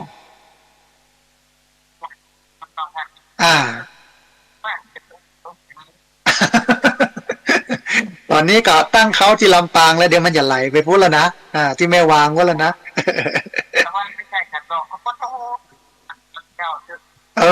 อากาศมันช่วงนี้มันลำบากใจเนาะแม่เนาะนะแต่ถ้ามันผ่านไปแล้วพ้นไปแล้วก็เย็นสบายเนาะนะสาธุได้กำลังใจจะนักอนุโมทนาสาธุอันพอดีเสียงโยมแม่แปลกไปเลยวันนี้ก็ถ้าเป็นไผ่นะที่แต่โยมแม่จากอำเภอแม่วางนะฮะโทรเข้ามานะบอกว่าสัญญาณชัดเจนดีเนอร์นะแล้วแต่ว่าอากาศร้อนเมื่อวันนี้นะฮะก็อาจหาเครื่องผ่อนคลายความร้อนนะเป็นพัดลมก็เป็นยังก้าอันบางว่านเปิ้นมีทรัพย์สินเงินทองก็ติดแอร์เนาะบางว่านบ่มีก็ใช้พัดลมนะพอที่จะคลายความร้อนได้แล้วก็ ดื่มน้ำนักๆ ขออภัยท่านผู้ฟังดื่มน้ำนักๆนะแล้วก็พอกอยสุขภาพบอกควรที่จะไปออกแดดแต่ท่านไหนที่ทำงานกลางแดดเราต้องพอกอยดูแลดีๆนะฮะวันนี้มีสายเข้ามาแถมสายหนึ่งเดี๋ยวครับสายนี้ก่อนเปิ้ลจะว่าจะได้พ้องเจริญพรสาธุ เจ้าโอ้อำเภอวังจีนเมืองแป้สัญญาณชัดเจนนี่เนาะแม่เนาะต้องเช่นอย่างว่าเนี่ยโหขึ้นแบบยงติดโทรมาได้เจ้าก่อนการเจ้าอ๋อมันติดยากอืม ยกแล้วเจ้าแม่นละแม่นละต้องขออภัยตัวเอง ยักษ์ฝั่งนั้นนะเจ้า ได้เลยโยมแม่ได้เลยซึ่งด้วยแต่ก่อนแหละที่เราที่ไปดูไอ้เนี่ยเป็นหลักจากก่อนนะครับส่วนผิดเลยเจ้าอ่าแล้วพอเดียวเนี่ยหายต้องเป็นบุญกำลังทำบุญสุดท้ายแล้วกับหัวบอกมันจะถึงเวลาเดี๋ยวอยากขึ้นเห็นก่อนเจ้าเดี๋ยวรอฟังทางวิทยุเนอะนะเดี๋ยวโยมแม่รอฟังทางวิทยุเนาะนะสาธุเจริญพรสาธุเป็นคำถามที่ดีมากนะไปถามเมื่อมาเกาะเมื่อเนี่ยมีอยู่สองอย่างหนึ่งเชื่อถือได้แล้วก็สองเชื่อถือบ่ได้นะมันมีสองอย่างนะจึงเชื่อถือได้จึงเชื่อถือบ่ได้นี่นะแต่มันก็เป็นขวัญกำลังใจเป็นอย่างไปอย่างหนึ่งที่บ่ได้นะฮะทีนี้ถามว่าเขาจะเป็นอย่างอันก่อนเนี่ยคือปัจจุบันเนี่ยเป็นกาลเวลาที่ดีที่สุดที่เขาจะทำดีเขาบ่ต้องไปห่วงอนาคตนะว่าบ่ต้องไปห่วงอดีตตัวว่าอดีตจะเป็นอย่างไรมาอนาคตจะเป็นอย่างไรเพราะว่าณปัจจุบันนี้เป็นเวลาที่เขาทำได้ดีอย่างที่พระพุทธเจ้าบอกอดีตังนาคามายะนปฏิกังเขนอนาคตังปัจจุปนังอดีตเป็นสิ่งที่ล่วงพ้นไปแล้วเขาบ่สามารถไปเนี่ยอันอย่างมันได้อนาคตก็ยังมาบ่เทิงเตื้อเขาก็จะไปสร้างอันอย่างไว้รอบ่ได้แต่ปัจจุบันนี้เป็นสิ่งที่ดีที่สุดที่เขาจะทำได้เพราะนั้นบ่ต้องห่วงเลยโยมถึงแม้เปิ้นจะบอกจะตักว่าในชาติที่แล้วฆ่าตัวตายนะอย่างนี้นะเขาบ่ต้องกังวลเฮาเนี่ยปัจจุบันวันนี้คือดีที่สุดเนี่ยอย่างใด1ตาลตาลไป2ถือศีลนะฮะ3สมาธินะตาลศีลสมาธินี้ปัญญานี่ตัวนะตาลศีลสมาธิปัญญาเนี่ยเป็นสิ่งที่จะปกป้องคุ้มครองเฮาศีลธรรมมันคุ้มครองคนอย่างที่พระพุทธเจ้าบอกว่าพระธรรมย่อมรักษาผู้ปฏิบัติไม่ให้ตกไปในที่ชั่วถ้าเฮาอยู่ในศีลกินในธรรมปกธรรมะนั้นจะปกห่มเฮาเองอันอย่างต่างๆก็จะมากั้มกลายนะถึงแม้มันจะเป็นจะไปเฮาก็เข้าใจเฮาก็ทำใจได้นะเพราะนั้นบ่ต้องห่วงโยมอดีตมันเป็นอย่างไรนะเอาปัจจุบันเป็นตัวตั้งแล้วก็ทำปัจจุบันนี้ให้ดีที่สุดนะเหลือเวลาแห่งประมาณ 5-6 นาทีเรียนเชิญเจริญพรท่านผู้ฟังที่เบอร์064 125 4122เบอร์064 125 4122พอดีมีสายเข้ามาสายหนึ่งเดี๋ยวฮับสายนี้ก่อนเปิ้นจะว่าจะได้พ่องเจริญพรสาธุโยมแม่แนะนำตัวน้อยโอ้สาธุสัญญาณเป็นได้พ่องที่เมืองลี้โยมแม่โอ้ทุกวันอังคารเนาะแม่เนาะน่ะชื่นใจโอ้สาธุชื่นใจโยมแม่ได้ฟังแล้วชื่นใจ อนุโมทนาบุญเนอสาธุเจริญพรนะโยมแม่จากเมืองลี้ว่าฟังแล้วม่วนอกม่วนใจทุกวันอังคารถ้าบอกว่าได้ฟังแล้วกินข้าวบะลำในยุ่งแล้วเนอะ เหมือนกับยาเสพติดแล้วนะงานนี้นะฮะแต่มันก็บ่ม่วนใจได้นะถ้าหายไปมันได้จับเนี่ยนะมันกระวนกระวายใจแต่ก็ต้องทำใจบางเตื่อมีกิจมีภาระก็ต้องทำมันตรงกับช่วงจัดรายการออกเดินทางมันเตื่ออีนะก็เลยบอกได้จัดเดี๋ยวครูบาอาจารย์รูปอื่นก็มาจัดดีที่สถานีวิทยุที่อยู่ในเครือข่ายของคลื่นสีขาวเนี่ยเพื่อนมีครูบาอาจารย์พระนักจัดรายการวิทยุนักหลายรูปนะรูปนั้นรูปนี้เขาก็ได้ฟังหลายที่หลายตางธรรมะที่มันหลากหลายนะก็ม่วนใจนะก็ถือว่าเป็นช่องทางหนึ่งที่เผยแพร่ธรรมะอย่างหลากหลายให้ท่านผู้ฟังที่ฟังอยู่เนี่ยได้ติดตามรับฟังกันเนี่ยถ้าบ่มีสถานีวิทยุนี่กันจะยุ่งกันเลยนะฮะเดี๋ยวอาจจะมีเวลาได้ไปร่วมบุญนะกันสนับสนุนสถานีวิทยุนะเดี๋ยววันหลังก่อนรอเคลียร์เรื่องของงานครบรอบ1 ทศวรรษ 10 ปีของที่ภาคส่งสถาบันธรรมาภิวัตน์นี้แล้วก่อนใน1ข้อในที่เป็นข้อปฏิบัติของมูลนิธิสถาบันธรรมาภิวัตน์ซึ่งจะจัดตั้งขึ้นจากพระป่าในวันที่17นี่นะก็มีการเผยแพร่พระพุทธศาสนาไปสนับสนุนทุนการศึกษา ไปสนับสนุนทุนเอาไปให้สถานีวิทยุเป็นค่าน้ำค่าไฟเป็นค่าเดินทางของครูบาอาจารย์ได้ตัวนะมันมีอยู่ในหั่นตัวนะฮะเรื่องของการเผยแผ่พระพุทธศาสนาสามารถไปสนับสนุนทุนในการเผยแผ่ธรรมของพระของญาติโยมที่เปิ้นทำกิจกรรมเผยแผ่ธรรมะได้นะฮะวันนั้นเรียนเชิญเจริญพรท่านผู้ฟังวันที่17สิงหาคม2565มาทำบุญกันมาร่วมกินร่วมทานกันมาปะกันหลากหน้าหลายตาเพราะว่าตลอดระยะเวลาที่ผ่านมาเนี่ยมันเป็นช่วงวิกฤตโควิดตอนนี้โควิดเริ่มคลี่คลายลงแล้วก็ดูเหมือนว่าแฮมบักกี้วันเนี่ยรัฐบาลก็จะประกาศยุติการสวมหน้ากากอนามัยในที่สาธารณะนะเฮาก็จะได้โอกาสมาปะกันถึงจะเป็นมันก็5วันก็รักษาหายละมีวัคซีนนะมียานะป้องกันได้ดีนะแต่ว่าผู้สูงอายุก็บ่ควรประมาทเนาะนะต้องป้องกันตัวเก่าอยู่สักน้อยนึงนะแต่ว่าถ้าเป็นคนหนุ่มคนกำคนแข็งแรงเนี่ยมันสบายมากนะฮะเวลาพอที่จะมีเหลืออยู่นะท่านผู้ฟังนะโทรเข้ามาได้ที่เบอร์064 125 4122เบอร์064 125 4122เรียนเชิญเจริญพรได้โทรเข้ามาร่วมบุร่วมเอ่ยกันได้โทรเข้ามาร่วมแสดงความคิดความเห็นกันสายที่โทรเข้ามาประมาณสัก17-18สายแล้วก็ไปได้รับสายโทรเข้ามาใหม่นะที่เบอร์064 125 4122นะฮะสำหรับย้ำอีกครั้งหนึ่งที่คนที่จะทำบุญในงานครบรอบ1ทศวรรษ10ปีที่พักสงฆ์สถาบันธรรมาภิวัตรสาระจริงๆวันนั้นก็คือการพระป่าการจัดตั้งมูลนิธิที่พักสงฆ์สถาบันมูลนิธิสถาบันธรรมาภิวัตรท่านสามารถมาร่วมทำบุญได้นะหรือว่าบ่ได้มาจะทำบุญผ่านบัญชีได้ที่ธนาคารกรุงไทยสาขาประตูชัยของที่พักสงฆ์สถาบันธรรมาภิวัตรนะ5360755318นะหมายเลขบัญชี5360755318นะสามารถจะร่วมบุญผ่านบัญชีธนาคารกรุงไทยสาขาประตูชัยของที่พักสงฆ์สถาบันธรรมาภิวัตรได้นะฮะวันนี้หลายผู้หลายคนได้โทรเข้ามาร่วมร่วมเอ่ยกันนะแล้วก็ตอบคำถามคุณโยมที่ถามเข้ามาตะกี้ซึ่งเป็นคำถามที่น่าสนใจนะถามว่าไปลงหมอมาเพิ่นบอกว่าชาติที่แล้วฆ่าตัวตายอย่าเพิ่นก็ระมัดระวังตัวเองก็กังวลใจนะว่าจะเป็นอย่างนั้นแถมอยู่แต่อาตมาภาพก็บอกว่าคนมันกำหนดวิถีทาง